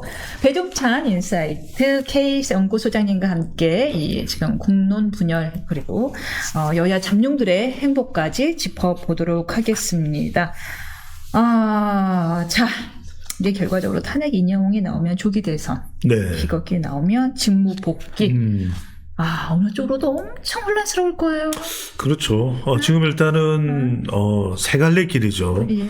하나는 이제 인용. 예. 그러니까 헌법재판관 6명 이상이 총 8명이니까 6명, 7명, 8명. 대통령 탄핵 인용을 이제 찬성하면 너무 잘 아시잖아요. 이거 이 인용이 되는 거죠. 대통령은 제가 뭘 잘 알겠어요. 이제 세 번째 케이스인데요. 잘 모르는 걸로 할게요. 그럼 파면되는 거고. 네.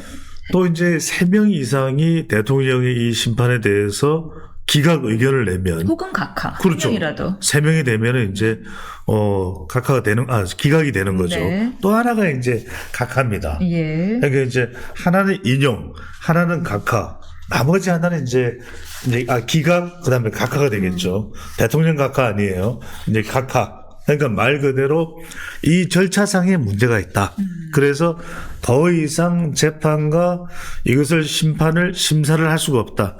그래서 일단은 이것 자체를 재판 자체를 무효화하는 게 이제 각하 아니겠습니까? 그 세 가지 길인데, 그래서 이건 지금은 어느 길로 갈지 모르겠어요. 저마저도.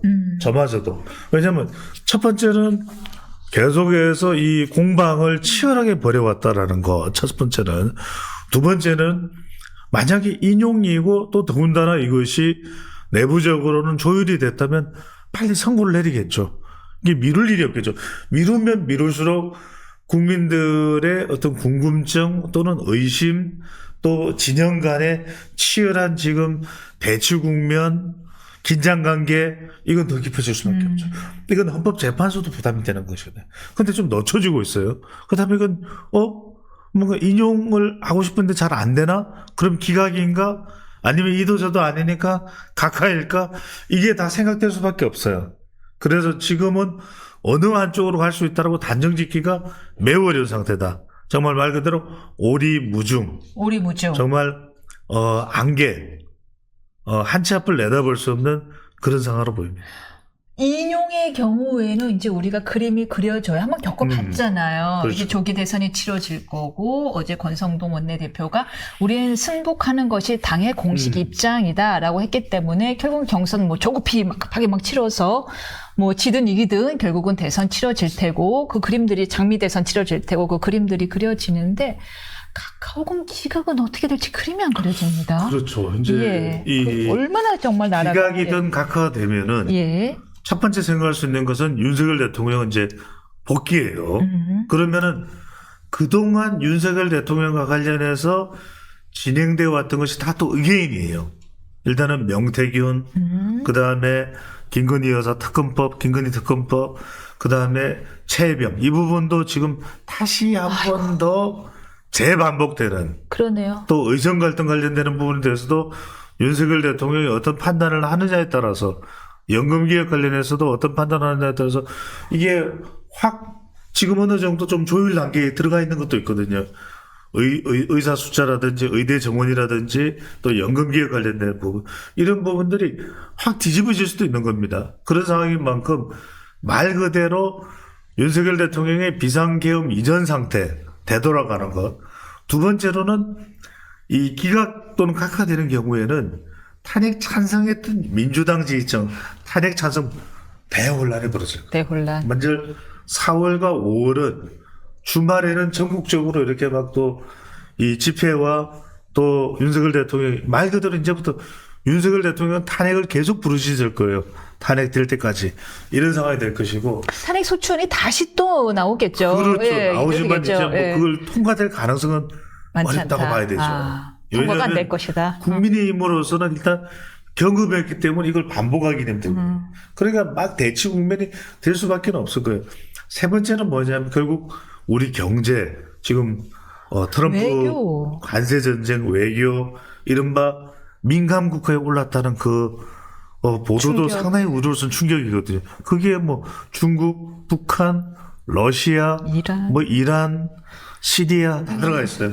그래서 그런 상황에서 우리로서는 굉장히 복잡해지는 그런 상황이 이제 벌어질 수밖에 없다. 말 그대로 이 정치 불통 상태, 네. 그 다음에 이 탄핵 찬성파의 대규모 집회, 그 다음에 세 번째는 이 국제 정세상의 불안한 상황. 물론 윤석열 대통령이 또 자리로 돌아가기 때문에 해소되는 부분도 있을 거예요. 외교안보 문제는 해소가 그래도 되고. 대통령이 자리에 있다. 네. 갈등은 빚을지언정 대통령 자리에 있기 때문에 당장 한미 정상회담도 이루어질 수도 있어요. 윤석열 대통령이 미국으로 방문할 수도 있는 거고. 그러니까 이런 상황들을 본다면 우리가 예상하기 힘든 일들이 마구마구 벌어질 가능성 그것도 열려 있는 거죠. 그런데 윤 대통령이 그 탄핵 심판의 마지막 최종 변론에서 만약에 돌아오게 되면 내치에 힘을 내치는 대부분 국무총리에게 맡기고 나는 외교안보에 힘을 쓰며 개헌, 임기 단축 개헌에 힘을 쓸 것이다라고 얘기하지 않았나요? 그렇습니다. 예. 이 부분도 윤석열 대통령이 예. 없었던 일로 하기는 힘들 거예요. 예. 왜냐하면은 물 마시는 거 몰랐네요. 물 먹는 하마인가요? 아닙니다. 네. 목이 많이 마르셨나 봅니다. 그 비오시느라 감사합니다. 예. 네. 첫 번째로는 이제 윤석열 대통령의 임기 단축론보다도 일단 개헌이 부각될 겁니다. 그럼 여기에는 이제 대통령이 임기도 조정되는 게 들어갈 수도 있어요. 그러면 윤석열 대통령으로서도 주도권을 잡을 수가 있습니다. 왜냐하면 대통령의 주도권은 개헌일 거예요. 그래서 내 임기마저도 열어놓겠다. 이런 상황일 수밖에 없고 그런 이유는 또 홍준표 대구시장만도 어쨌거나 간에 대선해야 될 거야. 이렇게 이야기를 하고 있거든요.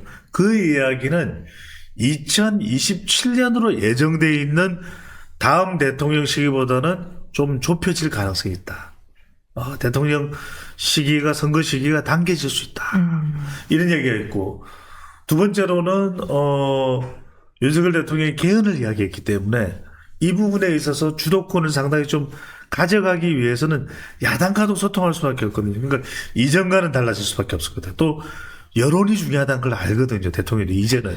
그러면 온몸으로 체화하셨는데. 온몸으로 체험을 했어요. 그래서 이전에는 전광판 안 봅니다 그랬단 말이에요. 그래서 그때 전광판 왜 봅니까? 그랬는데 이제는 뚫어져라. 눈이 충혈되도록 윤석열 대통령 볼 수밖에 없어. 왜? 제가 그듭 이야기했죠. 지지율이 중요하다니까요. 지지율이 높은 거에 따라서 힘이 달라져요. 이렇게 되는 거잖아요. 그래서 윤석열 대통령이 야당과도 소통할 가능성이 매우 높고 또 꼬여있는 그런 문제들도 의정 갈등이 됐든 연금 개혁이 됐든 이제는 어떤 식으로든 돌파구를 마련하지 않으면 안 돼. 그러면 또 대통령 지지율이 낮아지게 되고 그럼 어느샌가 저봐 탄핵해야 된다 그랬잖아. 이렇게 몰릴 수밖에 없거든요. 김건희 여사 관련된 부분은 어떻게든 풀어갈 수밖에 없다. 세 번째는 결과적으로는 이제 이 대통령이 다시 자리에 돌아간다 그러면은 상당히 이제 남북 관계가 더 중요해질 거예요. 안보 문제. 왜냐하면 러시아의 북한군이 파병을 한 상태에서 이게 불안하고 국정원도 이번에 불안감을 노출했잖아요. 또 군 문제. 그렇지 않습니까? 이번에 비상계엄 사태가 벌어지면 이런 부분들이 굉장히 중요한 지금 자리 다 비어 있어요. 다시 재대명이에요. 화두가 될 거예요. 네. 왜냐하면 이게 군 괜찮은 건가, 네. 국정원 괜찮은 건가 이런 부분이 이제 집중적이 되겠죠. 그렇습니다. 지금 잠깐 지지율 이야기가 나와서 지지율 이야기 가볼 텐데요. 지난 주말에 총집회를 했어요. 양쪽 다요. 어마어마한 인원들이 모였습니다. 그래서 그런 걸까요? 이제 드디어 이게 여론조사 어제 지난주랑 오늘 발표된 거죠. 한국갤럽과 리얼미터를 보면은 탄핵 찬성 쪽의 지지율이 이제 가시적으로 높아지고 있어. 이제 중도층들이 본격적으로 투표에 이 여론조사에 참여하는 걸로 보입니다. 그렇죠. 이걸 일단은 여론 결과만 액면 그대로 받아들이면 네. 탄핵 찬성 쪽에 무기가 실려 있네. 이렇게 이제 볼 수 있어요. 액면 그대로. 액면 그대로만 본다. 예. 왜냐하면은 일단은 더 높으니까 대체로 예. 나오는 게. 갤럽도 그렇고 리얼미터도 그렇죠. 그렇고 오차범위 밖이에요. 심지어는 윤석열 대통령 지지율이 거의 50%에 육박하는 자동응답 조사 결과도 탄핵 찬반을 물어보면은 찬성 쪽에 조금 더 힘이 실려 있는 그런 결과들을 볼 수 있어요. 근데 네. 이렇게 해석을 할 수 있는 거죠. 첫 번째로는 지금 한국갤럽 네. 지난주에 실시됐던 것만 보더라도 윤석열 대통령 탄핵 찬성이 58. 그렇습니다. 그다음에 반대가 37이거든요. 예. 이러면 좀 대통령 탄핵 인용 쪽이 더 높은가 보다 이렇게 생각할 수 있잖아요. 예. 근데 두 번째 이게 중요해요. 네. 대통령의 탄핵 심판은 만장일치제가 의무 조건은 아니잖아요. 그러니까 8명의 재판관마다 다를 수가 있죠. 잠시만 인용과 질속해요. 탄핵 반대가 몇 퍼센트라 하셨죠? 37%. 8, 8에 37%가 몇이죠? 3명이죠. 그래서 그래서 이 여론을 다르게 해석하면 예. 헌법재판관의 숫자를 여기에다가 대입하면은 5대3이에요. 이런 저 지금 소름 돋았어요. 그러니까요. 네. 아니 우리가 재판부의 재판은 무죄냐 유죄냐는 딱 이거는 재판 판사 중에서도 재판을 담는 주심 판사가 최종 결정을 하잖아요. 근데 이건 아니란 말이에요. 왜냐하면 각각 한 표예요. 각각의 한 표예요. 그러니까 8명의 재판관 중 5대3이 되면 기각. 그러니까 이 여론을 재판관의 숫자하고 대입을 해보면 기각이에요. 지금 민주당이 안심하고 있을 때가 아니네요. 절대 아니죠. 그래서 총동원을 한 거고. 그래서 총동원이 되는 거예요. 예. 왜냐하면은 지금 심지어는 지난번에 이진숙 방통위원장이 4대4로 갈렸거든요. 그러니까 해석을 해보자면 그렇다는 거예요. 저도 뭐 재판관들의 속마음을 알 길은 없죠. 근데 왜 이렇게 늦춰지느냐. 그리고 여론도 이렇게 어느 한쪽으로 8년 전처럼 수렴이 안 돼요. 그렇다면 8명의 재판관 중에서 지금 우리가 8명의 재판관의 이름을 우리 국민들이 다 외웁니다. 문영배, 이미선, 정계선, 이 사람들은 생각이 같을 것이다. 그럼 대체로 인용적으로 이제 우리가 그렇게 해석을 하는 겁니다. 우리가 옳다 그러다의 차원이 아니에요. 근데 정정미 재판관이 좀 흔들린다. 이런 이야기가 나와요. 근데 여기에 예. 정영식, 그 다음에 조한창, 그리고 김복형 여성재판관이죠. 그 다음에 김영두. 이렇게 따지면, 3명만 난 반대예요. 이렇게 생각하면은 다른 결과가 나온다는 거예요. 그래서 아직도 마은영 임명을 밀어붙이는 건가요? 마은영 헌법재판관 임명을 밀어붙이는 우원식 의장과 민주당에 대해서 이런 속내가 있구나. 이런 속사정이 있구나. 왜? 8명 재판관만으로도 압도적이면은 그런 주장을 오히려 안 하는 게 낫죠. 왜? 그러면은 길어지는데. 길이 더 길어질 수도 있잖아요. 왜냐하면 4월 18일은 또 임기가 만료예요. 첫 번째, 두 분은. 그렇죠. 그러니까 4월 18일이니까 마은영 헌법재판관까지 후보자까지 임명을 한다면 더 이거 빨리 좀 달려야 되는 거예요. 4월 18일까지. 적어도 4월 15일, 4월 10일까지 더 이건 막바지에 이미선, 문영배 재판관 퇴임 전이라고 하는 이런 임기에 촉박함에 시달릴 수밖에 없는 거예요. 쫄릴 수밖에 없는 거예요. 예. 제 심장이 다 뛰는데요. 지금 마음이 그러니까요. 졸려져서. 지금 예. 심박수가 올라가죠. 고혈압에. 아닙니다. 저혈압입니다. 그 다음에 세 번째는 또 이게, 뭐냐면, 말 그대로 이제 우리가 이 판결에서 영향을 줄 수 있는 것이 이런 여론도 있습니다만 8년 전에는 좀 수렴이 됐잖아요. 그랬죠. 박근혜 대통령 때는. 다 한 마음이었어요. 그렇죠. 그게 8대 0이었어요, 결국. 근데 지금 상황을 보면은 네. 다 지금 의견이 엇갈리고 있단 말이에요. 그리고 더군다나 이 헌법재판관 한 사람 한 사람이 그래 나는 뭐 어느 한쪽으로 대승적으로 다를 거야. 그게 아닐 가능성이 높아요. 아니 심지어 저희 일부 타임으로 일강으로 예. 손정혜 변호사가 나왔는데 손정혜 변호사마저도 각하 사유로 주장할 수 있는 건이 10건 정도는 존재는 한다. 찬성이든 아니든 그렇죠. 이런 얘기까지 하거든요. 지금 왜 그러냐면 네. 저 같은 사람이 보더라도 첫 번째 이 탄핵 사유로 이야기됐던 내란 혐의를 걷어낸단 말이에요. 걷어내자고 했단 말이에요. 그것도 사실은 그 탄핵 사유를 국회에서 표결할 때 탄핵 사유를 포함시켰던 거잖아요. 그거를 빼낸다고 한다면 사실은 국회에서 다시 이 표결을 해야 될 수도 있는 거예요.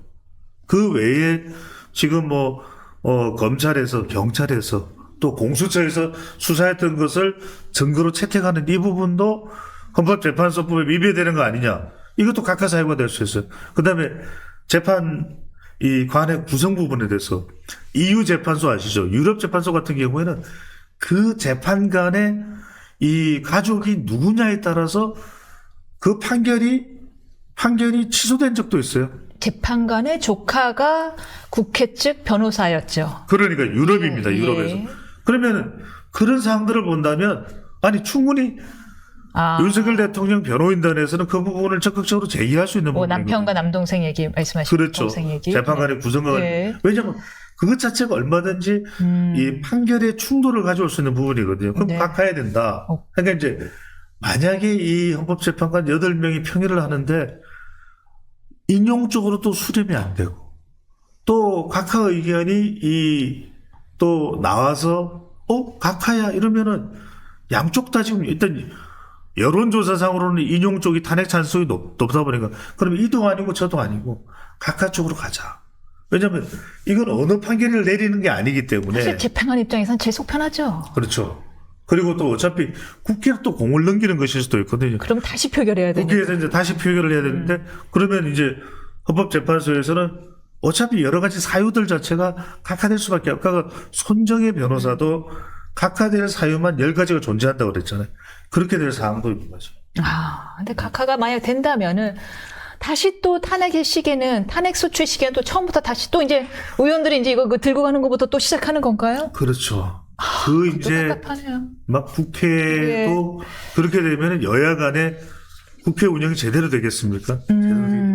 모든 또 이제 네. 모든 경제, 외교, 안보는 올 스톱이 될 텐데 그런데 궁금한 게요. 왜 이 갤럽 조사 중에서 재미있는 것이 재밌다기보다는 놀라운 것이 하나 있는데 어떤 부분이냐 하면은 정치 잠깐만요. 조금씩 내가 아까 보던 기사가 어디 갔어? 네.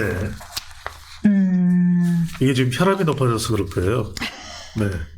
아니 보수층에서도 조차 정권 연장에 대한 갤럽 조사입니다. 리얼미터는 그렇지 않아요. 근데 보수층에서조차도 정권 교체에 대한 찬성론이 76%가 나왔어요. 정권 교체가요? 예, 보수층에서도요. 예, 갤럽 조사입니다. 예. 그리고 제가 조사에서도 정권 교체냐? 그렇진 않을 텐데. 여기 있습니다. 제가 읽어드리겠습니다. 그러니까 제가 이거 기사가 혹시 잘못 나온 것일 수도 있는데 MBN 기사에 따르면요. 정권 교체는 보수층의 78%가 정권 교체를 원한다. 진보층은 90%, 중도층은 61%. 갤럽 조사에서요? 예, 그렇습니다. 요걸 조금 확인을 해봐야 될 것 같아요. 그런데 이제 다만 그렇다면 네. 리얼미터의 경우에는 보수층에서는 74%가 정권 연장을 원했다라고 네, 해서 네, 네. 극단적으로 다른 조사가 나와서 여쭤보고 싶었어요. 아마 기사가 잘못됐을 거예요. 그거는 이제 중도층에서 정권 교체 여론이 그렇게 나왔다는 거죠. 네. 우층에서 정권 교체 여론이 그렇게 나올 일은 만무하죠. 왜냐하면 말이 안 되잖아요. 예. 왜냐하면 정권 교체가 그래도 30몇 % 정도가 나오는 건 보수층에서 압도적으로 정권 연장을 원하고 있기 때문에 그러니까 국민의힘 지지층에서 그러면 정권 교체를 더 원한다? 이건 말이 안 되죠. 근데 정권 연장을 네. 원한다면서 왜 결집은 안 하나요? 하나 후보로. 지금 다들 막 이재명 대표랑 너무 차이가 나는데요? 예. 이거는 아셔야 될 거예요. 왜냐하면 지금 한국 갤럽 같은 조사를 보면은 네. 차기 정치 지도자를 묻는 데 있어서 민주당은 유일해요. 그러니까 초1극 체제이기 때문에 이재명 34호 나오죠. 이거는 네. 한 사람이기 때문에. 그런데 실제로 보면 MBS 여론조사도 그렇고 한국갤럽도 그렇고 이른바 국민의힘의 4인방 김문수, 홍준표, 오세훈, 한동훈을 모아보면은 대략 그 정도 돼요. 그러니까 조금 못 미칠 수도 있죠. 한 7, 8%포인트 빠질 수가 있는데 그럼에도 불구하고 흩어져 있으니까. 그런데 양자 대결로 가면은 못 미치는 조사도 나옵니다. 그거는 왜냐하면 지금은 관망이야. 관망. 왜 그러냐면 여러분들이 이걸 아셔야 돼요. 김문수 이 양자 대결을 붙여보면은 지금 윤석열 대통령을 지지하는 쪽에서는 양자 대결에서 김문수 쪽으로 갑니다. 그런데 이때도 이른바 비윤 쪽이나 국민의힘은 지지하지만 좀 중도층 성향이 강한 사람들은 관망이에요. 아직은 낭망은 아닙니다. 낭망을 한다는 것은 실제 양자 대결이 붙더라도 자, 조기 대선으로 결정됐다. 이재명 대 김문수. 낭망한 유권자들의 이 심리 상황이라면 김문수가 됐든 홍준표가 됐든 오세훈이 됐든 한동훈이 됐든 아무한테도 안 가겠죠. 지금 이재명 대표의 못 미치는 양자 대결 결과가 나오는 것은 이들은 어디 가냐면 관망을 하고 있다.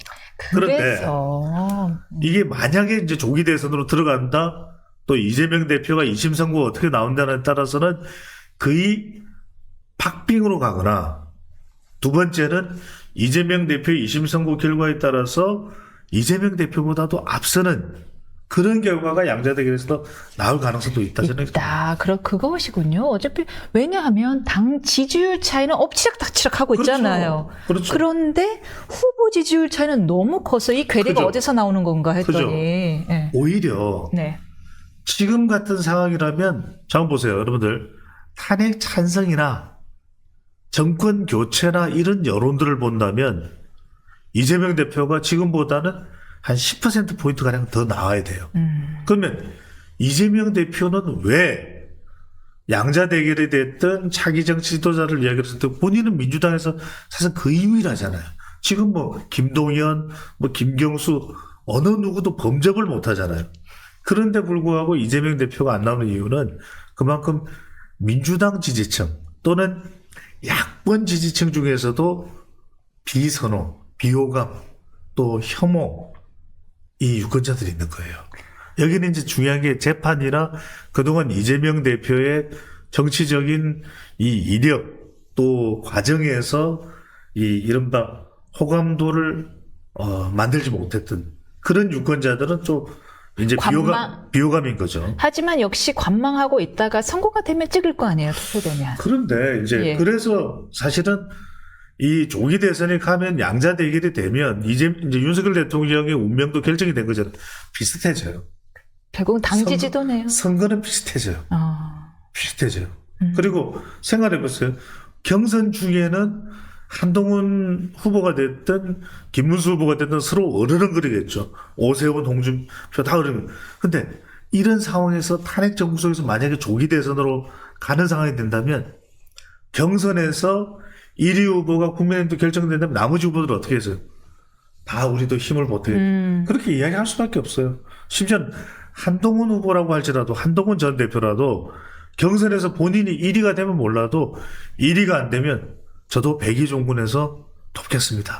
이렇게 나올 수밖에 없어요. 지금은 으르렁거려도. 그렇죠. 일각에서는 한동훈 전 대표 지지층도 너무 속상해서 윤석열 대통령에 대해서 이 마음이 상해서 안 도와줄 것이다, 지지 안 할 것이다.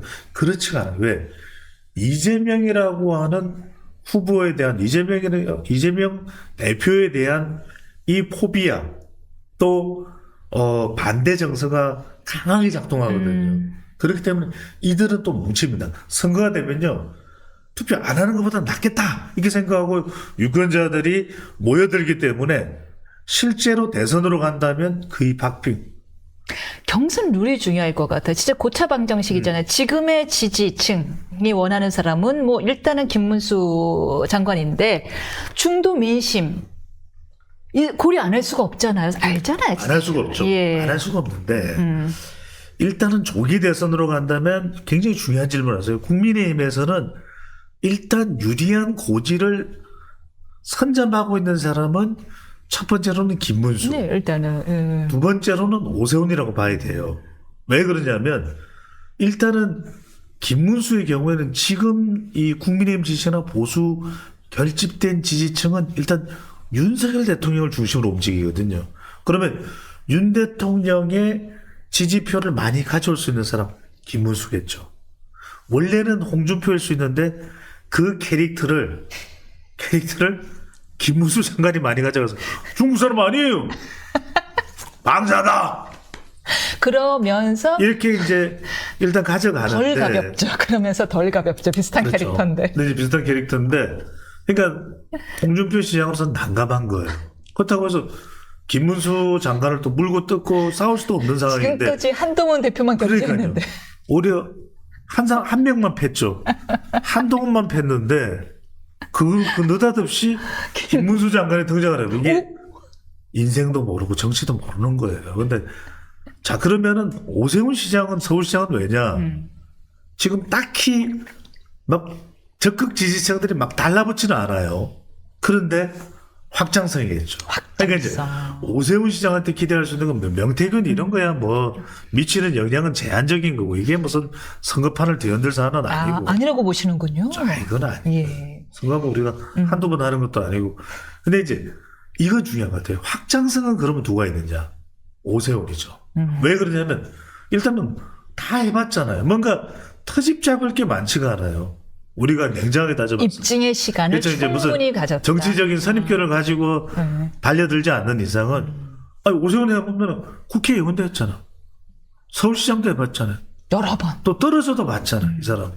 그러니까 이른바 산전 수준을 겪고 이 사람은 대체로 뭐 철없어서 정치를 잘 못한다는 이야기 소리를 들을 사람만 심지어는 생태탕 소리도 들었잖아. 김어준하고도 싸워봤잖아. 심지어 김어준하고도 싸워봤네. 그러니까 다 거친 거야. 그런데 이제 확장성은 있단 말이에요. 왜? 너무 지나치게 이념적으로 집착돼 있는 인물은 아니니까. 근데 이제 일단은 그냥 액면 그대로는 김문수가 유리한 달리는 말이 올라탔죠. 근데 문제는 뭐냐? 좋은 무기, 확장성이라고 하는 무기는 일단 오세훈이 쥐고 있어요. 그러니까 김문수냐 오세훈이냐에서 좀 더 선택의 여지가 높은 사람은 이재명 대표를 이길 사람은 누구냐? 이게 중요해요. 이 이재명 대표를 이기는 그 양자 대결에서 누가 더 지지율이 높겠나? 그때는 왜냐하면 4월 달로 넘어가서 이런 조사를 할 때는 굉장히 적나라하게 나오거든요. 그러면은 여론조사 50, 또 당원 50으로 가면 당원들도 이 여론조사에 상당히 영향을 받을 가능성이 높아요. 그러니까 당원들도 예전 윤 대통령과 홍준표 대표. 그렇죠. 왜냐하면 당원들이 여기에 영향을 안 받는다 그러면 윤석열 대통령이 그러다 문서 아니야? 뭐 이런 식으로 하면 영향을 받겠지만 이건 다른 차원이에요. 당원들마저도 대통령 의중보다도 더 중요한 것은 이른바 이의심이다. 이재명을 이기는 마음. 이의심.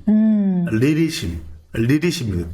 이게 중요한데 그러면 지금 우리 방송 이민선 변호사, 배종찬 소장이 하는 이 방송을 듣고서 홍준표 시장은 완전히 이제 빡치겠죠. 그 방송 뭐야? 그러겠죠, 그죠? 정말 화가 나신다면 나오셔서 화를 내시기 바랍니다. 저희가 여러 번 전화 제가 이제 드렸습니다. 설명드릴게요. 근데 홍준표 시장도 기회는 있어요. 왜냐하면 오히려 이 경선 과정에서 김문수 장관이 지금 확보하고 있는 그 이른바 적극 지지층에 대한 호소력. 그 다음에 또 하나는 확장성이거든요. 근데 이제 그래도 대선 본선의 경험을 유일하게 지금 4강 중에서 갖추고 있는 사람은 홍준표잖아요. 이거 무시 못해요. 여기다가 BGM을 틀 거잖아요. 지금 홍준표 시장 나올 걸 대비해서 들어보세요. 지금 말씀하시는 거죠? BGM을 딱 틀 거잖아요. 어떤? 모래시계죠. 누가 잘났어? 이러면 이제 몰라. 그다음에 이제 한동훈 전 대표는 이제 윤석열 대통령과 이재명 대표의 이제 두 사람의 선거까지 다 나오면 판이 요동치는데 이 판에서 생각지도 못한 아수라장. 이게 이제 너무 격렬해서 아수라장이 되고 서로 너 죽고 나 죽고가 정치판이 됐을 그렇죠. 때. 압의 교환이 만들어지면 기존에 우리 생각했던 사람들이 다 그냥 막장에 나가 떨어지는 상황이 벌어질 수 있어요.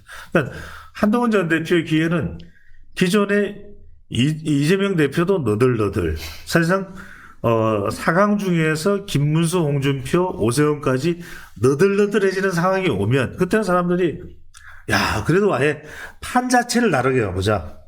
이른바 이제 고 노회찬 전 의원이 얘기했던 이른바 삼겹살 판을 갈아버리자.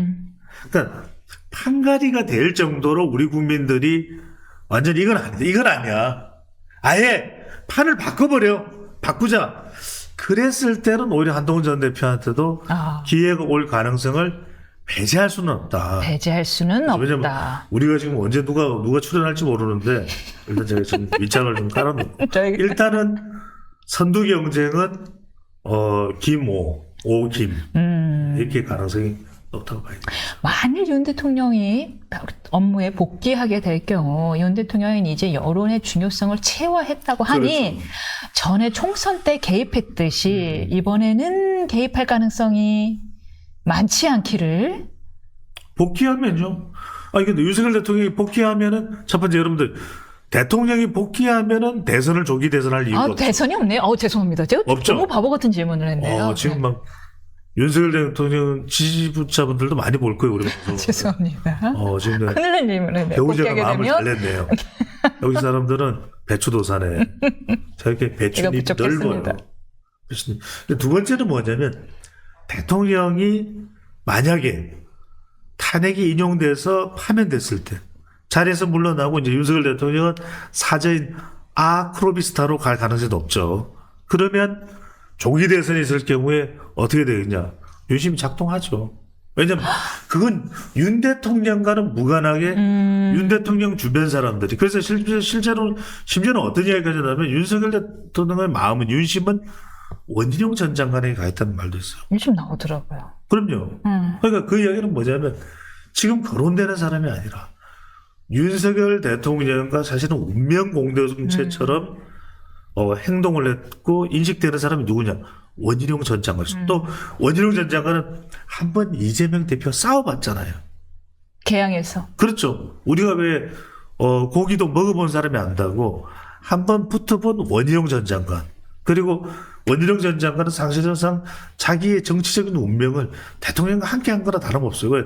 물론 뭐 그것에 대해서 이제 고깝게 보는 사람도 있을 수도 있습니다만 원희룡 전 장관은 대선 때도 그랬고 대장동 1타 강사는 완전히 대립하고 세워버렸죠. 이재명 대표. 또 하나는 이제 기억나실 게 서울 양평간 고속도로 백지합니다. 백지예요. 저 고소하세요. 뭐 했더니 원희룡 전 장관 빙의가 돼서 제가 성대모사를 그럴 정도로 본인의 이 정치 생명을 걸고 윤석열 대통령과 한 몸이 되어버렸다. 여기에 대해서 윤석열 대통령 또 사실은 윤석열 대통령과 공동 운명자가 될 수밖에 없는 것이 사실은 내부적으로는 김건희 여사도 중요할 거예요. 만약에 대통령이 인용돼서 판명되는 상태가 된다면 대통령과 또 김건희 여사는 운명 공동체입니다.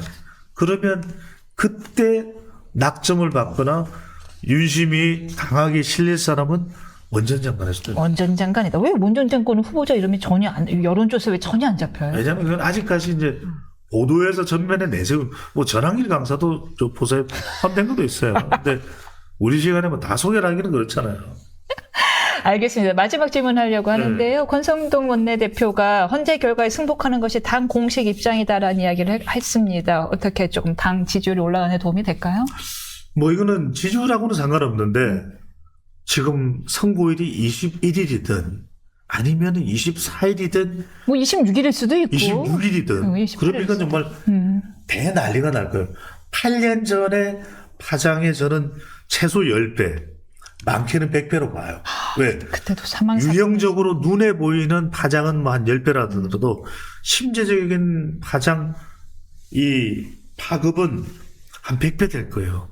그럼 저는 짧게 말씀드리는데 세 가지 장치가 필요하다. 첫 번째는 윤석열 대통령이 일단 입장 발표를 할 필요가 있겠죠. 먼저 이제 선고 날짜를 알려주면 대통령이 그래도 메시지로서 승복하겠다. 근데 두 번째가 정말 중요해요. 저는 정말 중요한 건 두 번째예요. 예. 지금 우리가 MBS 여론조사를 보거나 갤럽 조사를 보더라도 헌법재판소에 대한 신뢰가 완전 땅에 떨어졌어요. 이건 절차의 문제, 내용의 문제, 헌법재판관의 신상 또 태도의 문제 이거 아니겠습니까?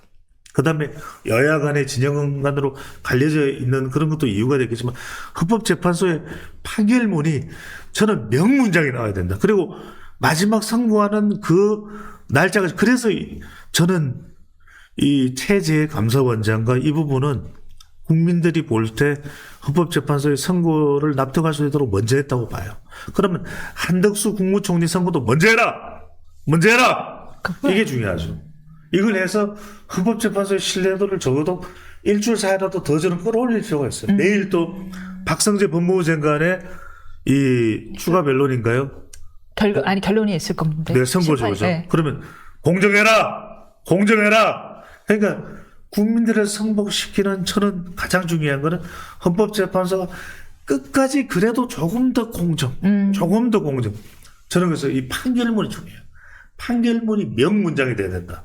최소 판결문은 A4 용지 15페이지 이상. 그리고 여기에는 조목조목 들어가야 돼요.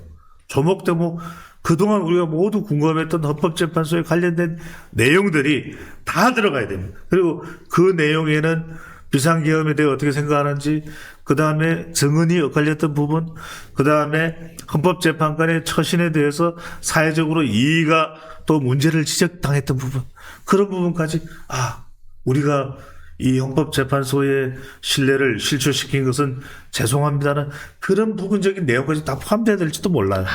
그래서 이걸 듣는 순간 승복할 수밖에 없나요? 국민들은 받아들일 수는 없지만 그래도 헌법재판소가 고민했네. 존중은 한다. 헌법재판소가 참 마음고생을 했네. 이런 생각이 들 정도로 많아. 세 번째가 중요합니다. 네. 세 번째는 경찰. 지금 제가 말씀드렸는데 병력을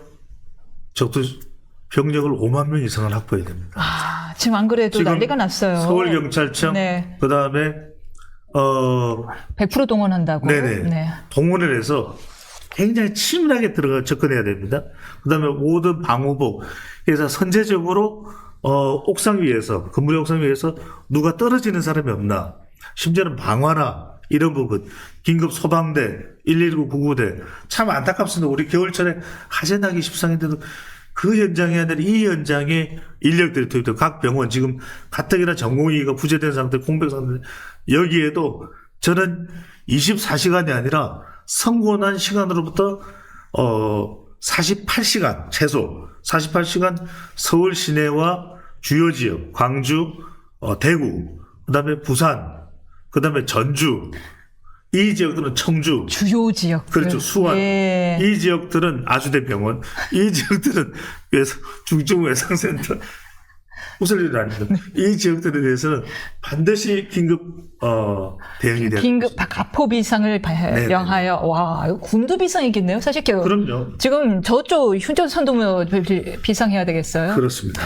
알겠습니다. 여기까지 듣겠습니다. 마지막 말씀. 헌재가 스스로 신뢰를 회복할 수 있는 노력을 기울여라는 말씀 꼭 기울여 드렸으면 좋겠습니다. 여기까지 듣겠습니다. 감사합니다. 고맙습니다.